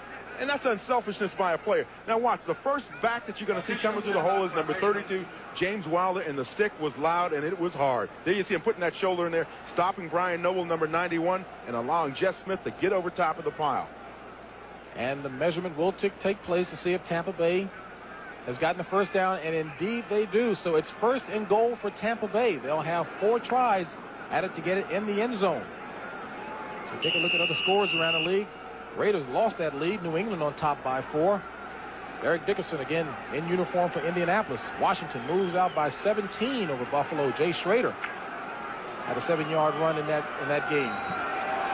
So it's first and goal to go for the Tampa Bay Buccaneers. 9:33 remaining in the third quarter. And Cliff Austin goes up top. Smith for the touchdown. Will make that Smith. And it is indeed a touchdown for Tampa Bay. Jeff Smith going up top to score the first touchdown of the game. Tampa Bay takes the lead. From ground level, you're going to see him, simple dive play, just get airborne and get in the end zone, and that's what number 35, Jeff Smith, does. He gets a little air up underneath of those feet, actually, and gets in the end zone. Not bad, Jeff. Igwe Wike with the PAT. It's up, and it's good. The kick is good. So Tampa Bay moves out in front for the first time. They expand that lead to 10-0 over Green Bay. Bay expands its lead over Green Bay by 10, and Danny James Wilder again doing a nice job to set up Jeff Smith. And he meets Brian Noble, number 91, again right in the hole, and again does a great job. Brian's airborne as well as Jeff Smith. Jeff gets in for the touchdown. 10-0 Tampa Bay. Take a look at Dan Turk of the Tampa Bay Buccaneers to the left there. And this scoring drive of 84 yards is the second scoring drive of over 80 yards by the Bucs. A low squiggly kick picked up by Paulot Carruth, and Carruth is still on his feet. And there is a flag on the play as Carruth is dropped at about the 33-yard line.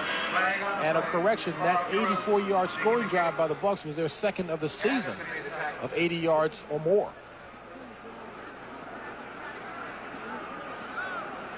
Gordon McCarter has been pretty busy today. He sure has.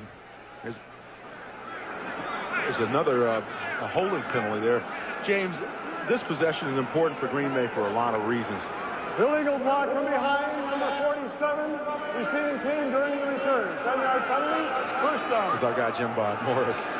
Hey, James, this series is important for Green Bay. They've got to get a score on this drive, setting them up for that second half comeback. They need it desperately right now.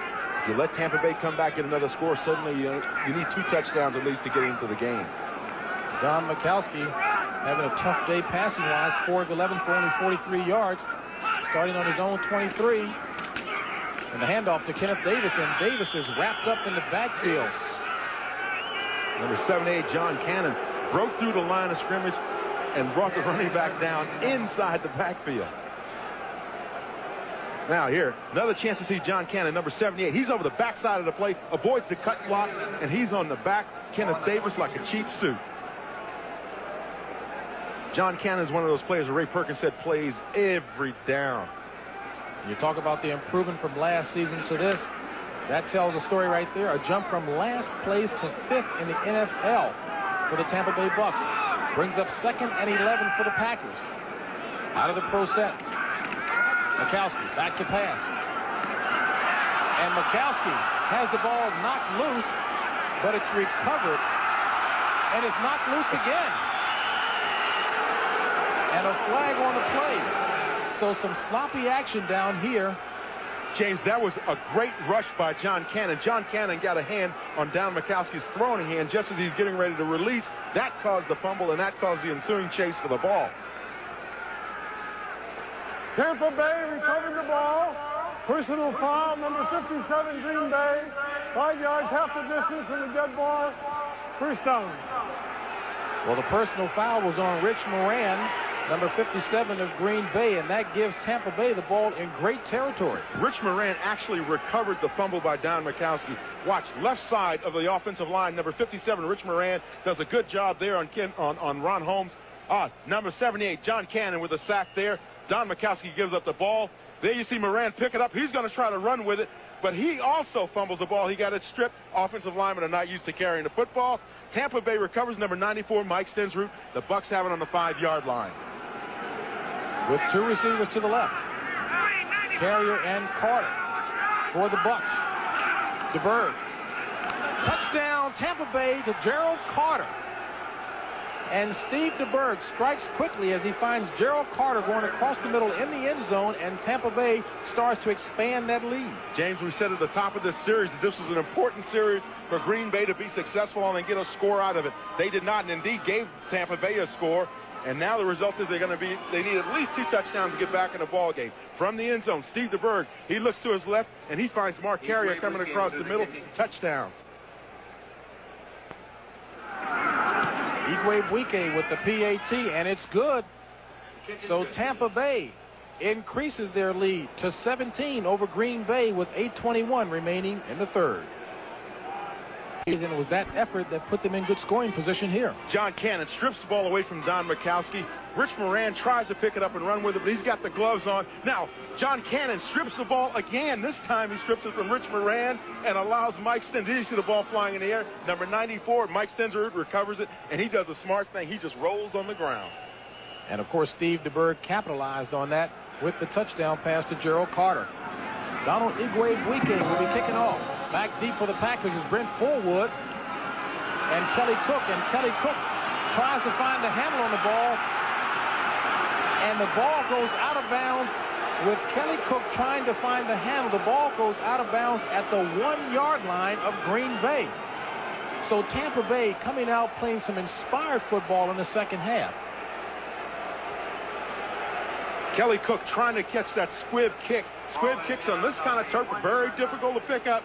And now you see him chasing the ball back to the goal line. He knows he's got to pick it up. It's a live football. If Tampa Bay recovers it, they've got the ball down there where it's at. And now it slips out of bounds right on the line of scrimmage, on the sideline. You saw the official standing right there, able to make the call. There's Willie Pete, the special teams coach, having a little bit of a talk with Kelly Cook. I wonder how much, again, that poor field condition came into play over there that you talked about before. So Green Bay will take over with the ball on their own 1-yard line. Mikowski back to pass. Slipping in the end zone. Goes up for Philip Epps, and it's complete. And a flag on the play as Philip Epps catches the ball complete. Philip Epps stepped out of bounds on his route, I believe, and that's why the flag was thrown. Let's see what the call is, though. I may be wrong. I believe he may have been pushed out of bounds on the play, but let's see. Number 85, the receiver, went out of bounds, came back in, and was first to touch the pass. The penalty for which is walking down at the previous spot. That's a no-can-do. Once you go out of bounds, if you're a receiver, you cannot come back in and catch the football. That's what Philip Epps did. You got to be careful when you're tight-roping it along the sidelines. Philip Epps trying to pull all kinds of tricks out to see if, in fact, he can work it out. But the bottom line is that it's an incomplete pass for Green Bay. That'll bring up 2nd and 10. Ball on the 1-yard line of Green Bay. Wide to the right, Walter Stanley. Mikowski. And the handoff as Green Bay tries to run the ball and bull it up forward, close to maybe about the 4-yard line. Looked to be Jesse Clark, the ball carrier. As far as Greg searching, I'm sure, as much as possible to find out, come up with some kind of an answer. He's looking to get back into this game. Forrest Gregg is looking for a little magic right now, and he needs some of that magic out of his quarterback, number 5, Don Mikowski. Had a great week last week, but you know, in this league, every week you got to come back out and prove yourself worthy of the position. Brings up a 3rd and 8. Tampa Bay with the ball on their own 3. 7:28 remaining in the third quarter. Mikowski back to pass. Looking deep for Walter Stanley. And Stanley well covered that time by Rod Jones, as Walter Stanley shows the frustration of good coverage by Rod Jones. So Green Bay will be put into the position again of having to get rid of the ball. Now, James, this is a situation that Ray Perkins talked about, learning that killer instinct. Do the Buccaneers have a killer instinct? They've got Green Bay down now. Do they put them away, or do they allow them to get back into the football game? And that indeed was a problem last week with the Chicago Bears. Don Bracken back to punt the ball for Green Bay. Bobby Futrell back deep for the Bucs. Futrell takes it on the 45. And Bobby Futrell is knocked out of bounds. A 42-yard punt by Don Bracken returned to the 35-yard line. Green Bay will take over. Johnson made the tackle. In Milwaukee at County Stadium, overcast and cloudy in more ways than one as the Green Bay Packers find themselves trailing the Tampa Bay Buccaneers by the score of 17-0. 7:10 remaining in the third quarter. I'm James Brown along with Dan Jiggets Tampa Bay taking over with the ball on the 35, the Packer 35, as number 35, Jeff Smith, is carrying the ball. And Danny, looking at the kind of exuberant play that the Buccaneers are showing in the second half, I got to believe that Ray Perkins had a little something strong to say at halftime. I call Ray Perkins Steely Blue because of those blue eyes. You've got to believe that he went in at halftime and told everybody, okay, guys, I'm going to check your hearts now. I'm going to see what you're made of. Second half, who's going to play hard and who's not. And you know he means it when he says he can get somebody else back in there to play for you. Jeff Smith in motion, that is DeBerg back to pass, and he's sacked. Steve DeBerg is sacked by number 97, Tim Harris. Harris on the sack. Green Bay, realizing that they've got to get pressure on the quarterback, have decided to send those outside linebackers. Right side of your screen, number 97, stand-up outside linebacker, Tim Harris. He comes in on the blitz. James Wilder tries to take him on, but he's outweighed by at least 30 pounds. Harris runs right over him and right over Steve DeBerg. That's the first time that Steve DeBerg has gone down today. Brings up a 3rd and 16. Ball on the 41. Out of the shotgun with 3 receivers in for the Bucs. DeBerg goes up top, and his intended receiver was Mark Carrier, but there is a flag on the play. You know, if Steve DeBerg was able to get the ball off on a tight spiral like that, chances are he was hit late. And it appears that that's a reaction out of the Packers. They can't believe it. Alfonso Carricker trying to plead his case. Personal foul, roughing the passer. Number 50 defense, go to the face. And number 50 is Johnny Holland, the rookie out of Texas A&M. James, sometimes you can get away with getting a little bit of a late shot on the quarterback. The key is here, number 50, Johnny Holland, wrapped Steve DeBerg in the face. That's what you can't do. There you see him there. Look like a knockout punch by Mike Tyson. Can't do that, Johnny. They had gotten away with one of those plays earlier in the game, and this time the officials decide, hey, enough is enough. 15 yards. Forrest Gregg said that we'd hear a lot about Johnny Holland in the future, but certainly he didn't want us to hear about him that way, as Tampa Bay gets the ball on the Packer 26, and the handoff goes to Wilder, and Wilder pushing straight ahead. You know, Tampa Bay has never scored more than 14 points in the third quarter, and they're certainly trying to exceed that in this quarter here. They're down near that red zone again. Well, barring any mistakes by them in terms of turnovers, it certainly appears that they're at least in field goal territory, close enough for Donald Igwebuike to get in and get the field goal. And I'll just call him Iggy from now on because I cannot say his last name. That'll be 2nd and 7 for the Bucs. In motion, Gerald Carter. The handoff goes to James Wilder, and Wilder trying to find a hole. There's a flag on the play as Wilder picks up maybe a yard. Brian Noble in on the stop. And the penalty is going to go against Tampa Bay.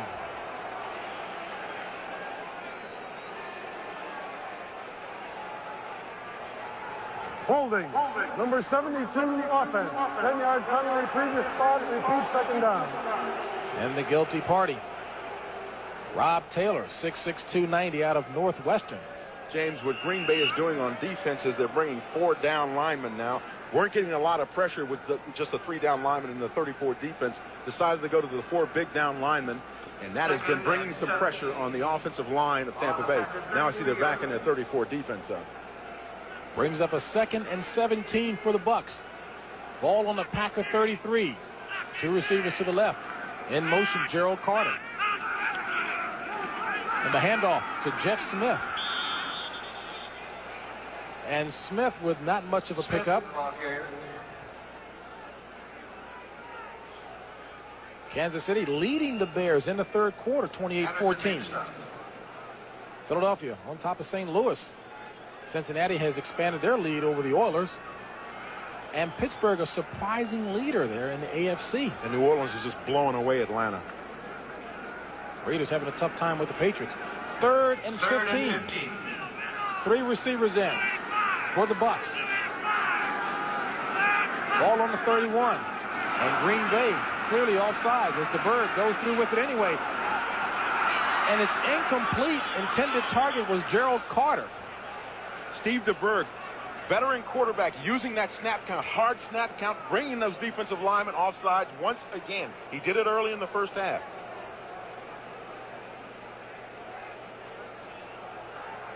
Offside, number 61 defense. 5-yard penalty, repeat third down. That's Jerry Boyarsky. And he is right there looking at the quarterback. Now watch Steve DeBerg. Maybe you can see that head bobbing again, and he's giving that hard count. And boy, does it pull those defensive linemen off. They're supposed to watch the ball on the defensive line and not care about the cadence of the quarterback, but it's a tough thing to do when you get used to hearing that snap count very quickly. 3rd and 10. Penalties have really killed Green Bay. Everything is going wrong for them. 3rd and 10. Ball on the 26. 3 receivers in for Tampa Bay. 3 receivers in, and what Green Bay was doing on defense, they're putting number 97, Tim Harris, down in a defensive end position, getting 4 down rushmen instead of just the 3 in the 34 defense. But for the more than 54,000 gathered on hand here at County Stadium, they haven't had much to cheer about. Their Packers looking awfully sluggish and emotionally flat, and that's a little surprising coming off of last week's victory. And there's Steve DeBerg. They call him the teacher of the stars. You know, out in San Francisco, it was Montana. Comes to Denver, it's Elway. Now he goes back down to Tampa Bay, and it's Vinny Testaverde. The guy's got to be looking on his shoulder, over his shoulder. But hey, James, he may never give up the job. He's been dealt a hot hand this year, and boy, is he smoking. Well, Testaverde certainly is a very smart young man, and he's been in a backup situation before. He had to sit behind a young man by the name of Bernie Kosar at Miami. And we talked to Mark Trestman, and he said that Testaverde is handling it just well. This telecast is presented by authority of the National Football League and is intended for the private use of our audience. Any rebroadcast or other use of this telecast without the express written consent of the Green Bay Packers and the National Football League is prohibited. 4:12 remaining in the third quarter. Tampa Bay leading it by 17.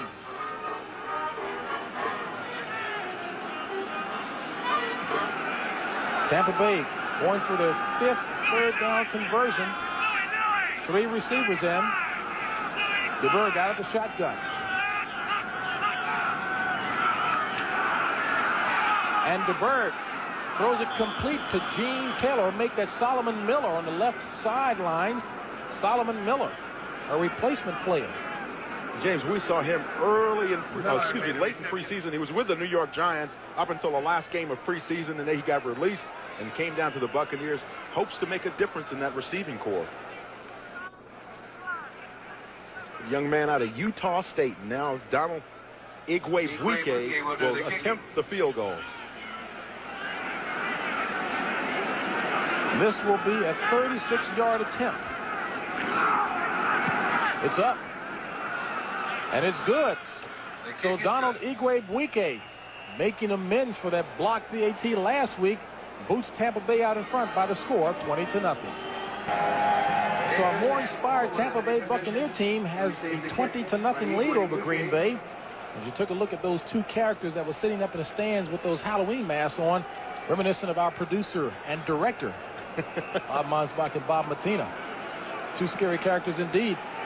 And Donald Igwe-Buike breaks the team record for most points by a kicker.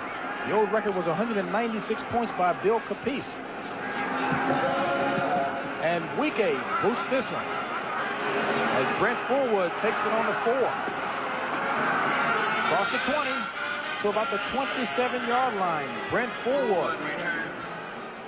Coming up at the conclusion of this game will be the second game of our doubleheader today. Most of you will see Minnesota taking on the Seattle Seahawks, while others will see the Lions and the Broncos doing battle. That'll be coming your way in the second half. That Minnesota game takes on a lot of importance for the Central Division. And there you see a new quarterback for the Green Bay Packers, number 16, Randy Wright. He's been schooled by Forrest Gregg already on what to do, and now let's see if he can go to work. And he was met with a chorus of boos by the fans here in County Stadium. Ball on the 27, 1st and 10 for the Packers with 3 receivers in. Wright, back to pass. Complete to the sidelines. Kenneth Davis out of the backfield. See how quickly they can turn back. Now they're cheering for him. And it was good enough for the first down. First down for the Packers. Kenneth Davis is going to be coming on the left side of your screen. He runs an out route out of the backfield. He is wide open on the play. And Randy Wright makes an excellent read, finds him out, coming underneath the coverage. He's got a nice catch and gets out of bounds. James, let's think back. Last week, Tampa Bay up 20-0, lost the football game to the Chicago Bears. Let's see what they do in this series. Ball on the 39, 1st and 10 for the Packers. In motion, Jesse Clark to Kenneth Davis, and Davis is roped up in the backfield. Give the credit to Irving Randall, and Irving Randall is the young man who folks say he loves to hit. Irving Randall. Watch this play. Left side of your screen, you're going to see Irving Randall read the play right away. He knows that Randy Wright's dumping it off to Kenneth Davis, number 36. He plays off the block there by Tom Neville and makes an excellent stop. James, Jeff Davis, the inside linebacker for the Buccaneers, is telling us a story about Irving Randall. Said Richard Dent knocked him down on the ground when they were playing the Bears, and all of a sudden he became a talker. 2nd and 10. Ball on the 39. Right. Back to pass. Complete to Walter Stanley. And Stanley, with the juke move, gets the first down. And Walter Stanley is a young man who is respected around the league as being extremely dangerous after he's caught the ball, if only because he has the flashy moves. He has the flashy moves, and he has a great deal of foot speed. He's probably as fast as Philip Epps, who some people say is the fastest man in the NFL. Walter Stanley's right up there with him. Out of Mesa College, a real find by Charlie Army of the scouting staff of the Green Bay Packers. 1st and 10 for the Pack. On the move. Ball on the 50. Out of the pro set, Randy Wright moving the Packers.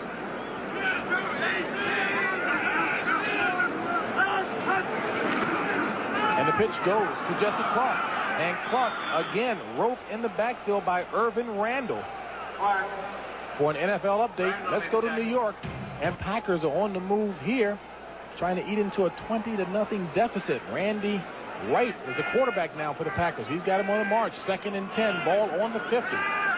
3 receivers in for the Packers. Wright back to pass. Complete to the big tight end, Ed West.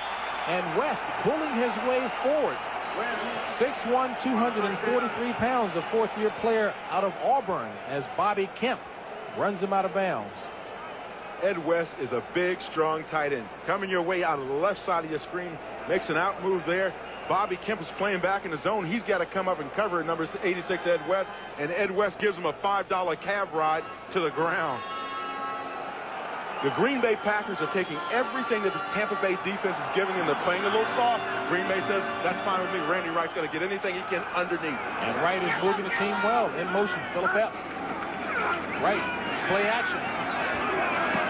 Complete to Jesse Clark out of the backfield, and Randy Wright, looking for an opportunity to get back in there and impress, has done so in this first drive that he's had control of the team. Same thing happened to Tampa Bay last week, playing that zone defense, dropping off, getting soft in the secondary. Randy Wright says, hey, I know what I can do, just like Jim McMahon. I'm going to go underneath of my running backs, keep my tight end short, and run him to the sideline. That's what can be successful against the zone defense. Right, in his 4th season out of Wisconsin, 6'2", 203. A pickup of 7 on that play, 2nd and 3. Ball on the 30. And Wright, the handoff to Clark, and Clark looks to be close to the first down yardage with that drive there. Packers tried to run a little cross block over on the left side of the offensive line, switching up the tackle and the tight end. That time didn't really work for a lot of yardage, but it kind of sets everything up for you when you want to run a little play action over there. County Stadium in Milwaukee, Wisconsin, home as well of the Milwaukee Brewers. And what do you like to do in Milwaukee? Wet the taste buds. It's the city that made beer famous. For you. Thank you very much, sir. You didn't care. Well, I'm sure they've stayed awfully busy up to this point, given that the Packers haven't provided them with much action. But that may be changing as Randy Wright has got the Packers on the move. Wright is 5 of 5, 5 for 5. Little liquid libation there, your favorite beverage. Take it on back to your seat. Well, perhaps that will inspire them to do a little more cheering if the Packers, in fact, can give them something to cheer about. A 3rd and 1 situation. Ball on the 28.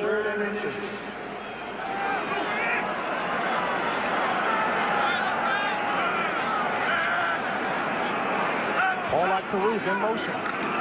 And Wright with the keeper.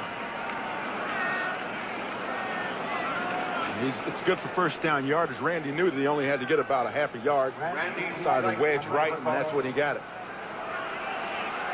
And this, without a doubt, has been the most effective drive of the second half for the Green Bay Packers. 9 plays, 44 yards, a minute and 25 seconds. And Forrest Gregg, feeling that he needed a change, got Randy right in there, and it's paying dividends thus far. Earlier we asked what did Ray Perkins say to the Buccaneers. You can imagine what Forrest Gregg said to his Packers when they were down 20-0. First and 10, ball on the 27. Right, back to pass. Looking for Walter Stanley. And just off the fingertips of Walter Stanley. Walter Stanley, a victim of the field on that cut. Cutting out, trying to run the out route, slipped down in the bad turf over on the far side of the field and was not able to make the reception.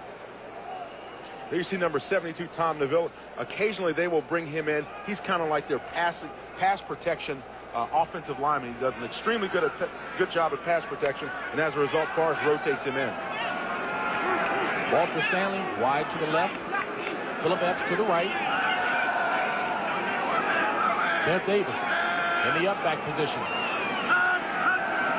Right, back to pass on 2nd and 10. Looking for Stanley again. This time he's got it. Complete to Walter Stanley. Down inside the 10-yard line. And Walter Stanley, as we mentioned before, is the kind of guy who's not afraid to come back in that huddle and say, throw me the ball, I want it. He's a greedy man, and here he's working against number 22, Rod Jones. Rod gives him about a 10-yard cushion, allows him to close too close on him. He can't react to the play. Walter runs the out and makes a nice reception here, scooping it up off the ground. But Walter Stanley felt that he could blow by Rod Jones, feeling that Jones was playing a little too flat-footed. And it's 3rd and goal to go for the Packers. The referees are looking over something down there. It appears they may be replaying that last reception by Walter Stanley just to see if indeed he did catch it. We're back in action here. And you see the replay officials, Dick Chuck Maxwell Heberlein. and Chuck Heberlein. And Chuck Heberlein, of course, he still is officiating. 1st and goal, ball on the 9. In motion, Epps. A handoff to Davis. And Davis tries to turn the corner, but is met head-on by Rod Jones. And Rod Jones is only 6 feet, 175 pounds, as he knocked into the Kenneth Davis at 5'10", 209. Kenneth Davis scored off of that play, I believe, in the Detroit game. You know, he comes back and cuts down the left sideline in the Detroit game. Same kind of play. That time he was not able to turn the corner.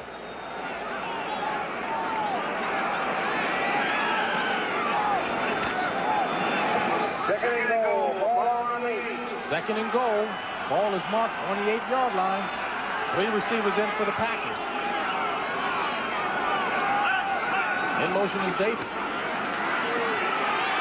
And right, with plenty of time, Walter Stanley was open in the back of the end zone, but Danny, again, the field conditions that you talked about, Stanley slipped and he was wide open.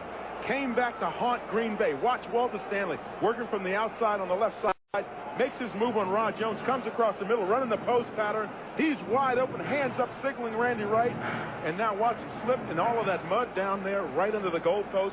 And Green Bay misses a key opportunity to score a touchdown and get back in this ball game. And there you see the officials' feet down in that water. I walked the field early, and believe me, it's about 2 inches of water down there. On 3rd and 8, Green Bay with 4 wideouts in. And the referees stop the action. Referees timeout.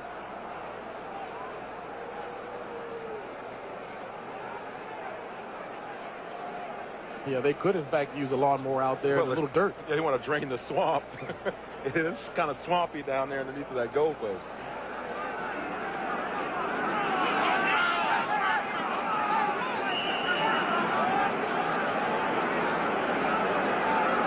Still be 3rd and goal. Ball on the 8.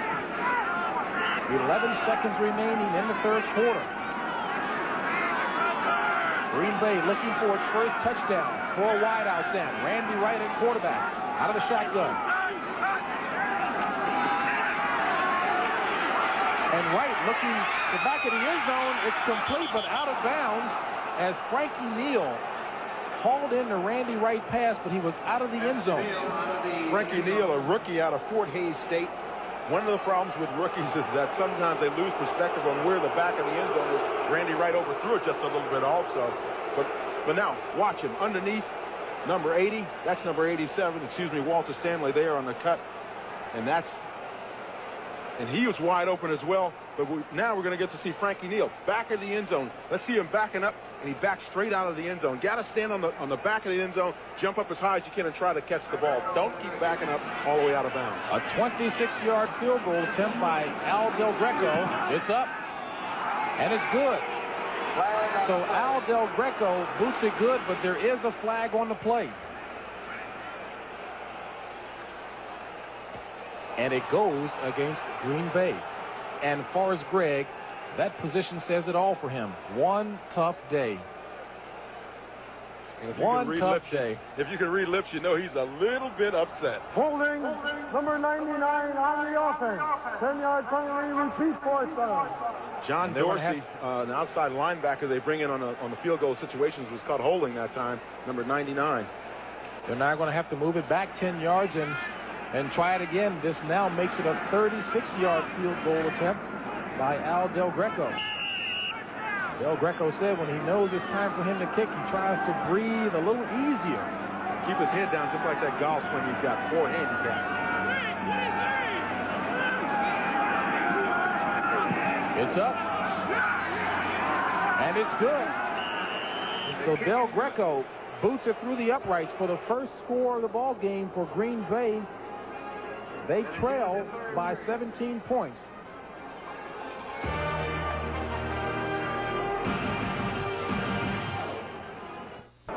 Milwaukee County Stadium, Milwaukee, Wisconsin, site of today's NFC Central Division battle between the Tampa Bay Buccaneers and the Green Bay Packers. And a 36-yard field goal by Al Del Greco breaks the scoring drought for the Packers. They trail it by 17 to the Bucs. And the scoring drive, 14 plays, 55 yards, and that 36-yard field goal by Al Del Greco finally puts them on the scoreboard. James, when the Buccaneers were kicking off from this side of the field, Dominic Guibe was swimming the ball down the field, making it difficult to return it in the end zone in the infield, which normally the baseball diamond here at County Stadium. Let's see if Del Greco does the same thing. So Al Del Greco kicks off action in the fourth quarter, the start of the fourth quarter here, as Bobby Futrell takes it on the 5. He's across the 20, across the 30, and Futrell still on his feet, up to around the 37-yard line. Coming up next Saturday on CBS Sports, more great college football action for you when 4th-ranked Florida State takes on the 6th-ranked Auburn Tigers in a game that will have a big impact, Danny, on the major bowl bids. And that'll be coming your way next Saturday, 2:30 Eastern time, right here on CBS Sports. And Florida State won big last week, and Jeff Berger, their quarterback, had a lot of problems, but at Auburn, has had a lot of problems, but he's back playing. DeBerg, pitch back to Bobby Howard. Howard up to the 40-yard line. There's that man, number 50, Johnny Holland, on the stop. He's a guy, again, as we said earlier, that Forrest Gregg really believes in. On the 40-yard line. Chicago, still tough one there. Making a big comeback, though. Philadelphia out over St. Louis. It is Miami. Atlanta still yet to score there. Yeah. New England still out front over the Raiders. 2nd and 8, ball on the 40. In motion. Jeff Smith. DeBerg back to pass. Finds a sliding Calvin McGee, complete just shy of the 50-yard line. Calvin said, hey, if you're going to throw it low, I might as well slide anyway, because sooner or later I'm going to slip on this field. He's in the bare spot right in the middle of the field. Makes a nice sliding catch. He told us his wife in here from New Orleans, and she's a great cook. And the toughest thing for him to do was to go on that diet that he went on where he lost the 41 pounds. Howard. And again, it's Howard. Tackled by Brown. Dave Brown in on the stop. And make that Robert Brown. Big difference in size there between Dave and Robert. You know, and again, let's keep something in mind that Forrest Gregg said to us earlier yesterday. He said this is the kind of guy when, you add up the total of tackles at the end of the game and sacks. Nothing very impressive during the game, but after the game, you look at it, big impact. 2nd and 8. We'll make it 2nd and 9. DeBerg back to pass. McGee again.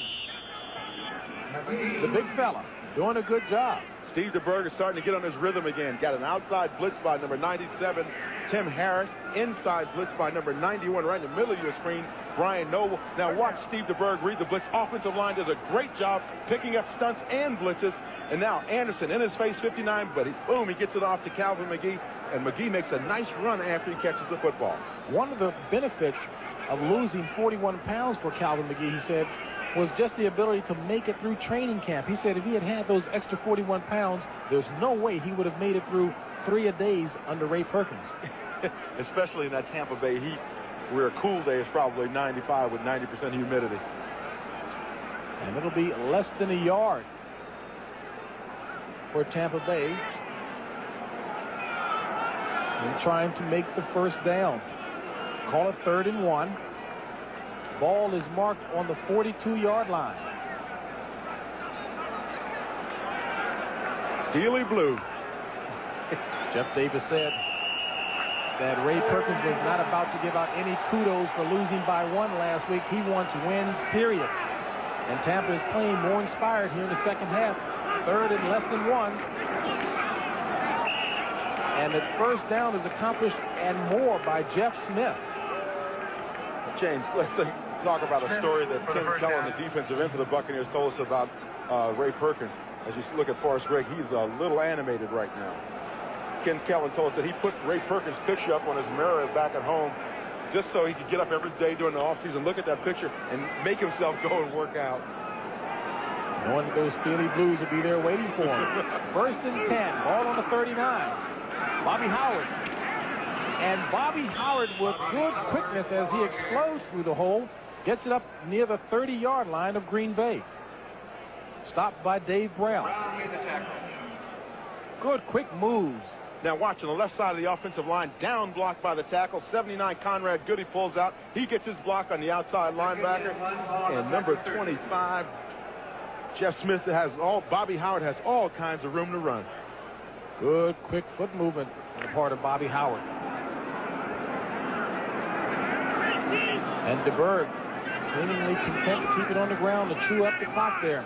2nd and 1, ball on the 30. And just as we say that, he goes up top in the air.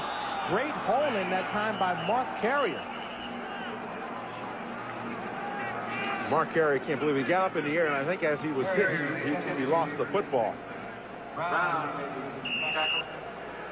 From the end zone, left side of your screen, Mark Carrier going up in the air to get the ball. Now he's undercut by the defensive back as he is trying to pick the ball up. David Brown, of the Packers made an excellent play defensively. And at that point, you're thinking of safety of limb at that point. 3rd and 1, ball on the 30. Tampa looking for the first down. And Jeff Smith pulls straight ahead and looks as if he has it plus a few inches, and indeed he does.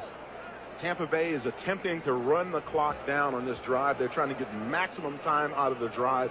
So far, they've been very successful at it. And you see the time remaining in the contest. Ray Perkins staying on top of the action. Even though his team has a 17-point lead, he doesn't look very pleased. And his team has held on to it for 4 minutes into the final quarter. To Bobby Howard. Howard slammed back Jerry Boyarsky. One of the Green Bay Packers in on the stop.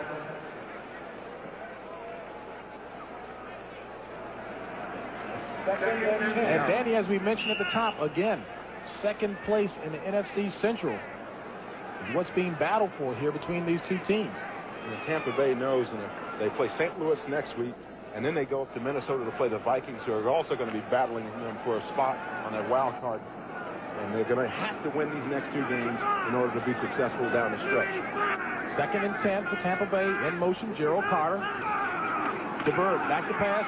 Bobby Howard was the intended receiver, but the pass was actually thrown before Howard turned around to look as he was hit by Jim Bob Morris. Yeah, that was a tough pass to catch because you can feel the defensive man closing on you, and you're still looking back for the football, and you know you're going to get hit. Sometimes it gets a little difficult. Steve DeBerg trying to get it out to Howard. Now, hey, it's tough to do that when you know that you're going to get drilled like that. But you might as well catch it because you're going to get hit anyway.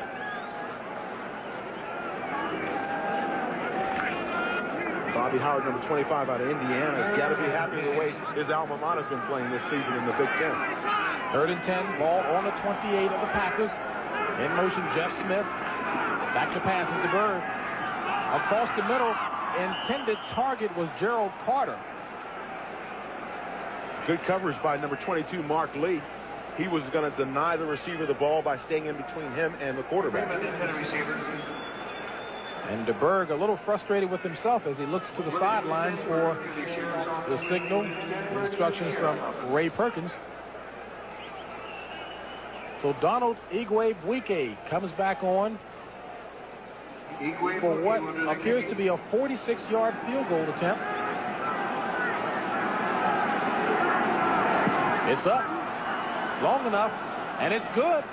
The kick is good. So Donald Igwe-Buike kicks the Bucs out in front by the score of 23-3. Explosion by Tampa Bay, specifically the third quarter, that's helped Tampa Bay out to a 23-3 lead. Green Bay still suffering with penalties, and they trail it by the score of 23-3.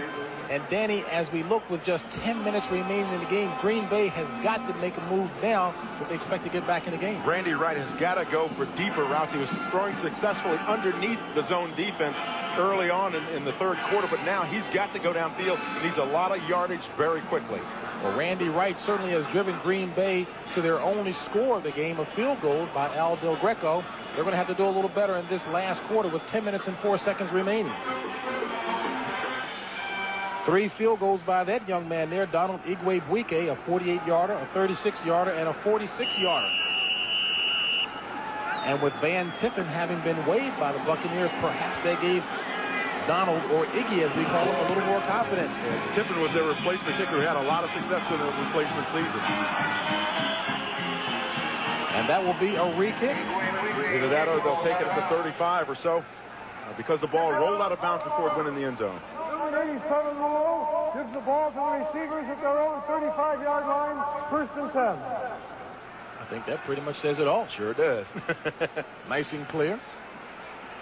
So Randy Wright will try to see what he can do to get the Packers moving and on the scoreboard with the touchdown. They trail by 20 points. 9:58 remaining in the contest. Out wide to the left. Walter Stanley to the right. As an offensive line, you know you're going to get nothing but pure pass rush now. Watch the legs of those defensive linemen stretch back. They're going to be on a hard pass rush. Wright looking over the defense. Back to pass.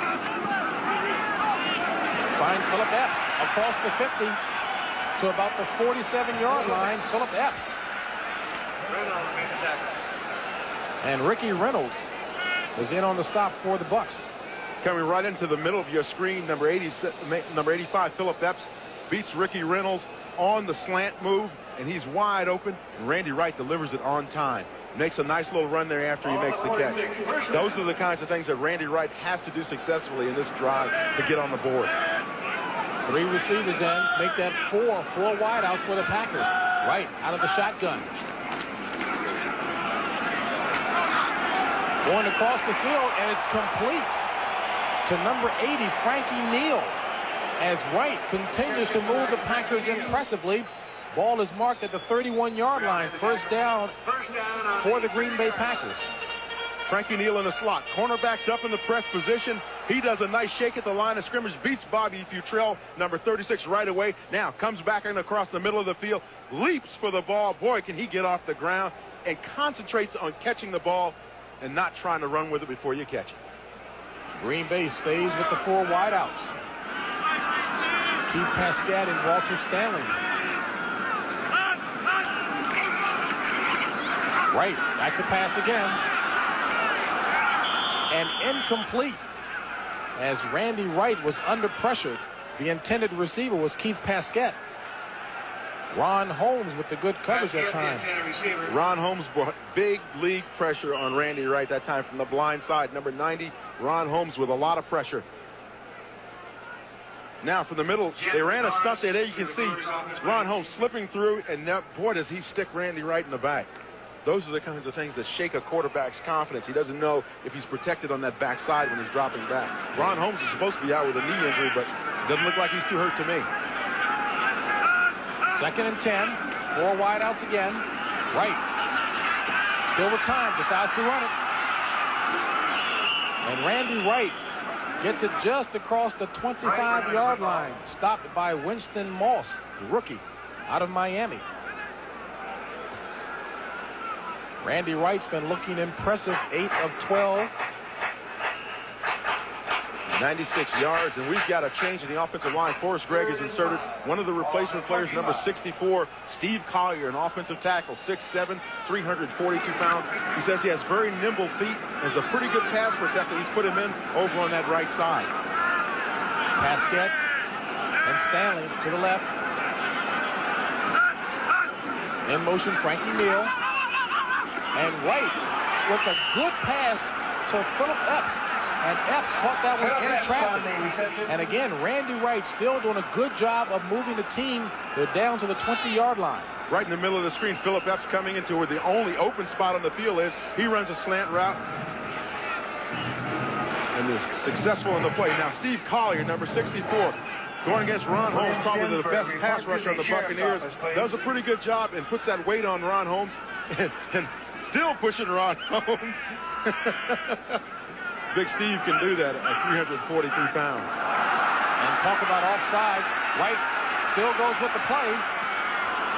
But Tampa Bay will be whistled for offsides.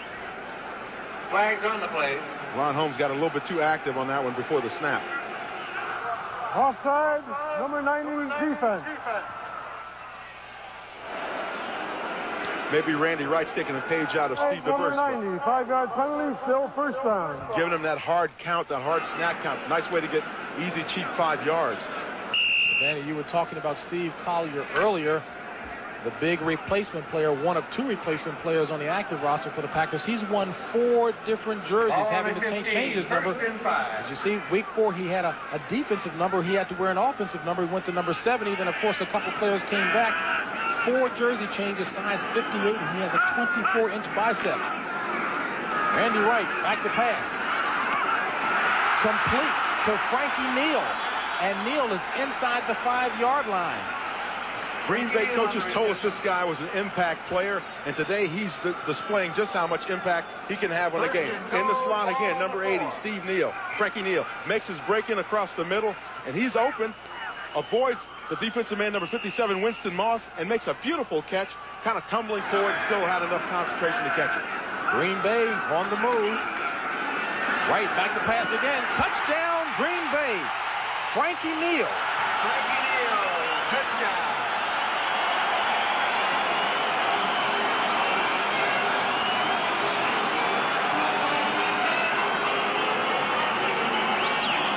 So the Packer fans assembled here at County Stadium finally have something to cheer about as Frankie Neal is on the receiving end of a Randy Wright touchdown pass. He avoids a big jam there by Bobby Futrell, number 36, and makes a nice catch in the end zone for the score. Del Greco will do the kicking. Frankie Neal, who had 3 catches for 24 yards last week against Detroit, comes up with the touchdown reception.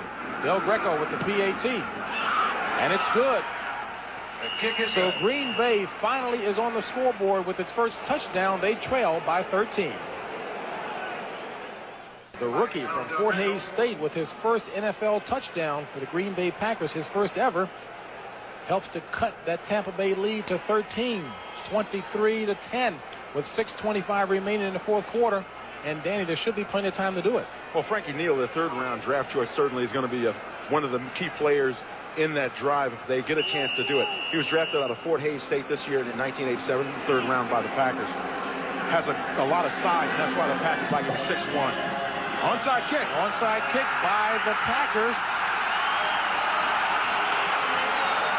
James, 50% of the onside kicks that are made are recovered by the kicking team. I'm sure that statistic played heavily into the thinking of the Packers. And it was at a time when Tampa Bay may not have expected it. The Green Bay offense is coming out on the field. Let's see if they're right. And also if it went the necessary yardage. The ball has to go 10 yards on the kick, and it appears that it's right down there on that 45-yard line is kicked off from the 35. And of course, Ray Perkins pleading his case. Illegal touching of the kick before it went the required 10 yards. 5-yard penalty, re-kick. And there it was. The question is, Gordon McCarter says it did not go the 10 yards. You be the judge from your seats at home. Got to get across the 45-yard line just in front of where you see number 29 there standing. Before anybody from Green Bay can touch the ball, it's got to get across that 45. It did not make it. Just shy. Hit the back of one of the Green Bay players. Just shy of the necessary yardage.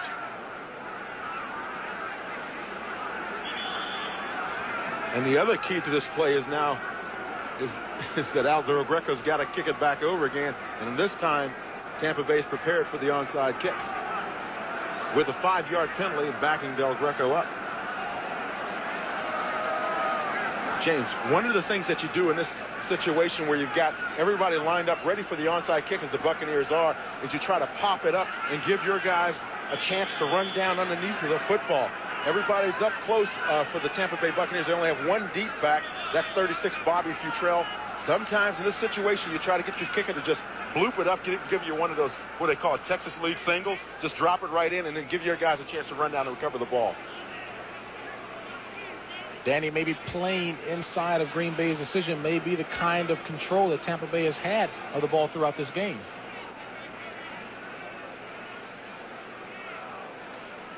So the score is 23-10. Tampa Bay on top of Green Bay. With 6:21 remaining in the contest, Green Bay trying to get something going.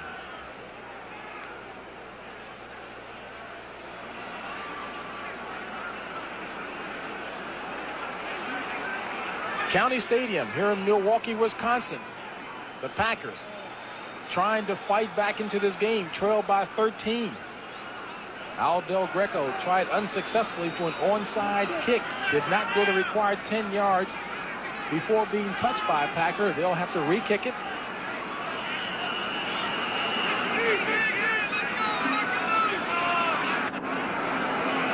Back deep for Tampa Bay, Bobby Futrell. There's that Texas League single. Let's see if the Packers can get down. No, they can't. Calvin McGee recovered the ball for the Buccaneers. Coming up next Saturday on CBS Sports, it'll be the NBA's Quest for the Crown show. A good job out of you now. You're going to Houston tomorrow, I know, to do that. I'll do my best. We'll see what the Rockets have to say. 6:15 remaining.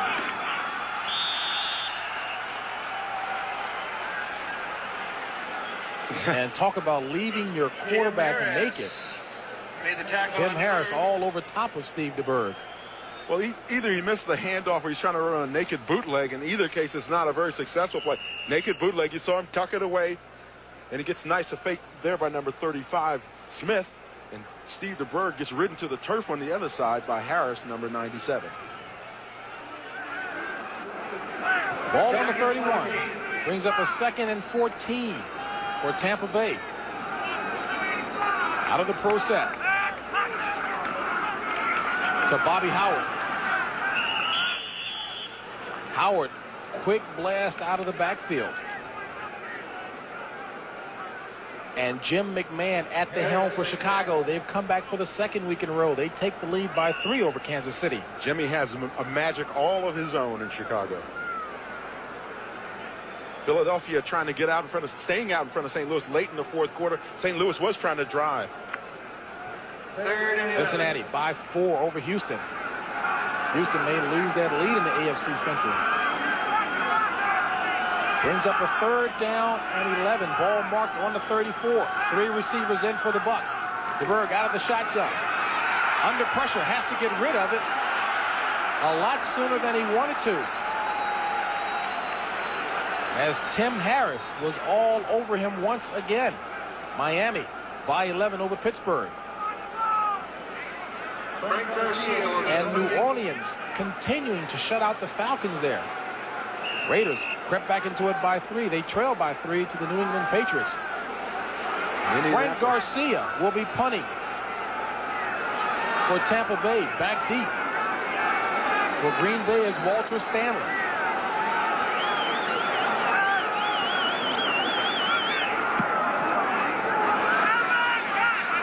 And Stanley will take it on the 32 and has trouble again and loses the ball. But it's recovered by Green Bay. Walter Stanley, the second time he's had trouble controlling the ball, but comes up lucky as Ken Stills recovers the fumble. Green Bay will take over on their own 32. 4:52 remaining in the contest. Tampa Bay leading it by 13. What's important for Green Bay at this point, Danny? Green Bay's got to go down and get a quick score. Work their outside receivers, get a quick score. Suddenly they're only 7 points down, can run the 2-minute drill and get back in, tie the ball game up. Randy Wright back to pass on 1st down and 10. Looking upfield, just over the outstretched hand, it hit the hand of Philip Epps. A little high. Philip Epps, the intended receiver. For Philip Epps at 5'9", it doesn't have to be real high to be out of his reach. Epps cutting deep on the in route, number 85, outside top of your screen. He goes up high for the ball, but it's way too high for him. Also gets a little face mask pull in there by Ricky Reynolds, number 29. Second and 10. Boy, that's a real euphonic ring to it. Ricky Reynolds. 2nd and 10. 4 wide out for Randy Wright. Back to pass again. Connects with Frankie Neal. Neal taking it to the sidelines as he tight ropes his way up to the 44-yard line, and it looks like he has a 1st down yardage and a couple. Not only did he get the 1st down, but he did a smart thing for a rookie player. He tiptoed along the line, the sideline, got as much as he could, and then got out of bounds to stop the clock. Heady move by the rookie. To take a look at Randy Wright's numbers, very impressive since he's come on in the 3rd quarter to move this team. So Forrest Gregg made the right move in bringing Randy Wright in. We'll see if it can pay dividends. 4:40 remaining in the contest. Wright back to pass on 1st down. Going up top looking for Pascal, and he's got him.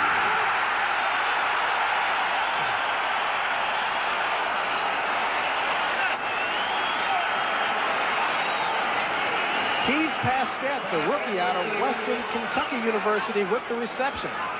Keith Pascal, number 82, runs a corner route here. Randy gets the ball, lost it up very nicely, and Pascal does what you want every receiver to do, keeps his eye on the football. Hurry up offense here. Right, back to pass. Across the middle again. Stanley had it, but the ball was jarred loose. That last reception by Pascal was a 33-yard pickup for Green Bay.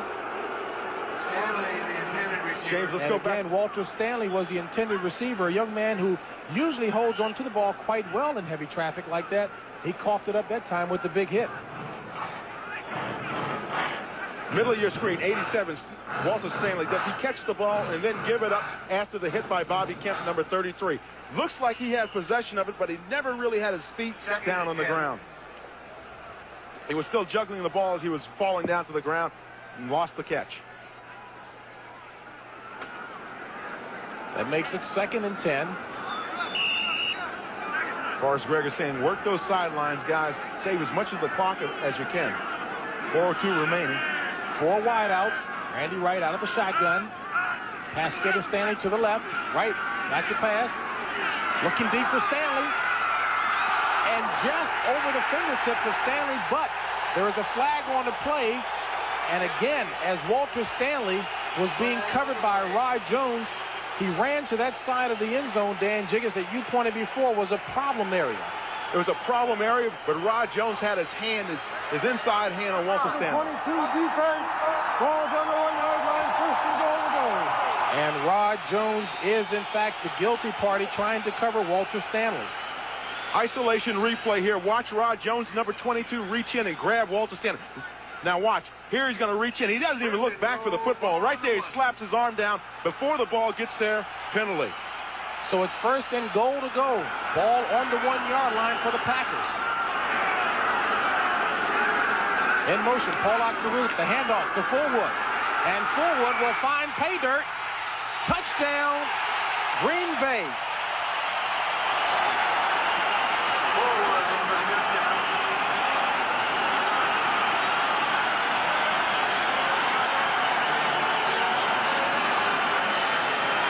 So Brent Fullwood with the scamper and the score for Green Bay gets them back in the game a little closer with 3:51 remaining.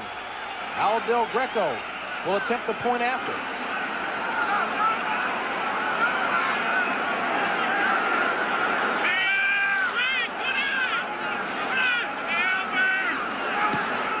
It's up, and it's good.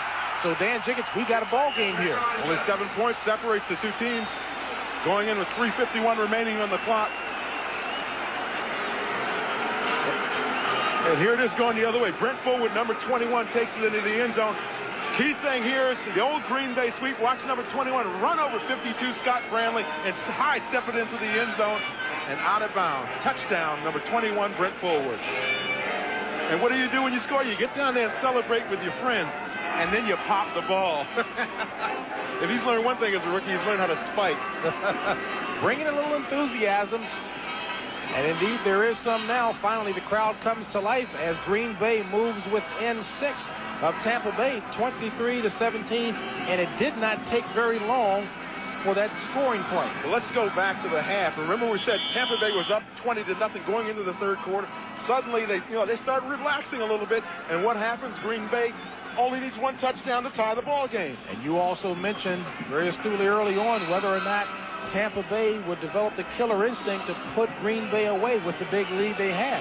That's got to be the most disappointing thing for Ray Perkins out of this whole day. Even if they win the ball game, he's still got to be disappointed that his team has not learned how to put a team away when they've got them down. And again, this is a battle for second place in the NFC Central Division. Talk about competitive balance there behind Chicago. You got Green Bay, Tampa Bay, and Minnesota. Back deep, Bobby Futrell takes it up at about the 14, and he slides down at the 22-yard line. Bobby Futrell. Now the question is whether or not that was an intended slide to down the ball. Absolutely. You don't take a chance on fumbling the ball because you have no one blocking for you up front because everybody's expecting the onside kick. Get as much as you can, slide down to the turf, and let your offense start from there. And the 54,000 here in County Stadium come alive as they cheer on their defense with 3:45 remaining.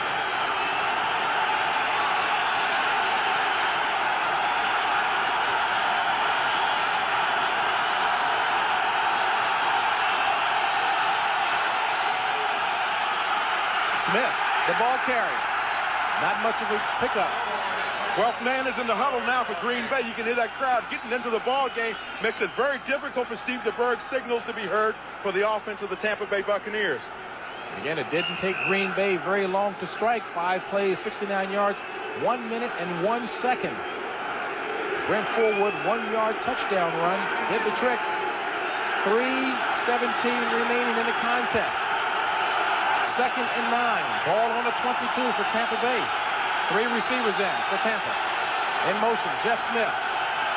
DeBerg back to pass. Across the middle, complete to Jeff Smith. The stop made by Jim Bob Morris. Jeff Smith has been the kind of workhorse today for the Buccaneers that's normally the domain of James Wilder, number 32. Jeff Smith's done everything the Buccaneers have asked him to today, and he's done it very well. Shy of the first down, called it 3rd and 4. Wide to the right for Tampa Bay, Mark Carrier. Gerald Carter to the left. Pro set for Tampa. Back to pass is DeBerg. Complete to Calvin McGee across the middle for the first down. So Calvin McGee, the tight end from Southern University, picks up the first down for Tampa Bay as he's stopped by Brian Noble and Jim Bob Morris. And this is the first timeout for Green Bay with 2:18 remaining. Green Bay has 2 timeouts remaining. James, Dick Modzelewski, the defensive coordinator for the Green Bay Packers, told us that he does not like the blitz. He feels that every time he gets in a blitzing situation, you can get burned, and you take a big chance. I'm sure that's got to be weighing heavily on the thinking of Forrest Gregg at this point. And now watch what happens when you do blitz. You see outside linebackers coming, inside linebackers coming, one-on-one coverage. Jim Bob Morris on Calvin McGee, 86, and he just can't get there on that tough one-on-one coverage. And we continue to go back to the weight loss by Calvin McGee. He said that, of course, helped his stamina. He's still able to be productive late in the game, and Steve DeBerg is finding the big man whenever he's open. Well, not only that, I think he worked very hard in the offseason in the weight room, and that's made a big difference in his strength late in the ballgame. And Chicago, for the second week in a row, comes from behind to win. They're locked solidly at 6-1. Cincinnati on top of Houston. Miami, a final there. They beat Pittsburgh by 11. And Atlanta shut out by New Orleans. New Orleans is for real. Their defense, New Orleans Saints defense, is awesome. Eric Dickerson in uniform for the Colts. They beat the Jets. And Washington, a 20-point winner over Buffalo. So the division leaders continue to win. 1st and 10 for Tampa Bay. Ball on the 36. Probably the last play before the 2-minute warning. Bobby Howard. As he hits the left side of that line. Maybe a couple. As we approach the 2-minute warning, Forrest Gregg wondering what he can do to try and stop the Bucs and get the ball back as his team is within 6 of the Tampa Bay Buccaneers. We'll be back in just a moment.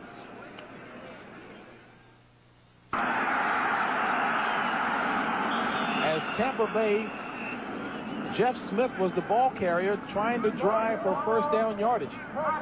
And Green Bay has just used its last timeout.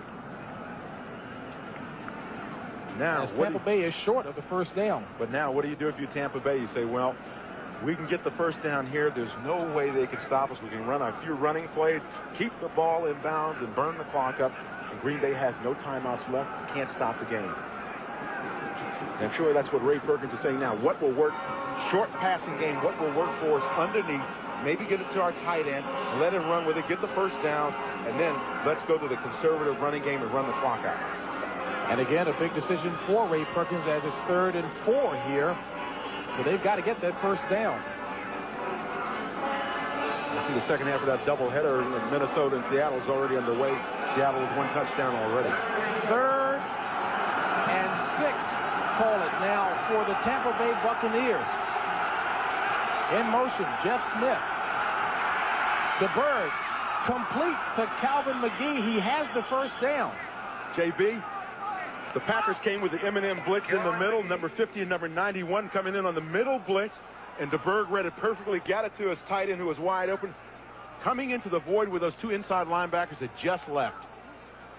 And Calvin McGee coming off of a big week last week against the Chicago Bears where he had 6 passes caught for 98 yards and 1 touchdown with a big reception here. And Green Bay, as you mentioned, with no timeouts remaining, are at the mercy of the Bucs. We said that the Tampa Bay Buccaneers might try to go to that tight end, something short, slanting across the middle. They indeed did that, went to McGee. Now they may take a delay of game penalty, let the clock run down some more, run a few running plays, and let it go. Ball on the 46. A handoff to Jeff Smith. Calvin McGee simply a strong day again. 7 catches for 66 yards. So Calvin McGee with a very productive afternoon. And don't forget, Dave Duerson said he was an all-pro caliber player. Dave Duerson of the Chicago Bears, strong safety. Now I think everyone's beginning to believe it. Look at those standings, JV, Central Division in the NFC. If, in fact, the score holds true, then Tampa Bay will move into 2nd place with a 4-3 mark. Green Bay will drop to 3-1. 2nd and 8 for Perkins' Tampa Bay Buccaneers with 40 seconds and counting. And he still got the game face on. He wants the W. And DeBerg takes it down on 1 knee. So Tampa Bay will come away with the victory. A game that became more exciting in the second half and a closer affair, but it took Green Bay a little too long to get untracked. Well, it took Green Bay too long, I think, maybe to get Randy right into the ball game. He came in, veteran player, was able to get some effective drives offensively. Too little, too late, as Tampa Bay moves to 4-3 with a 23-17 victory over the Green Bay Packers. For Dan Jiggis, this is James Brown saying so long from County Stadium in Milwaukee, where the final score is Tampa Bay 23 and Green Bay 17. You can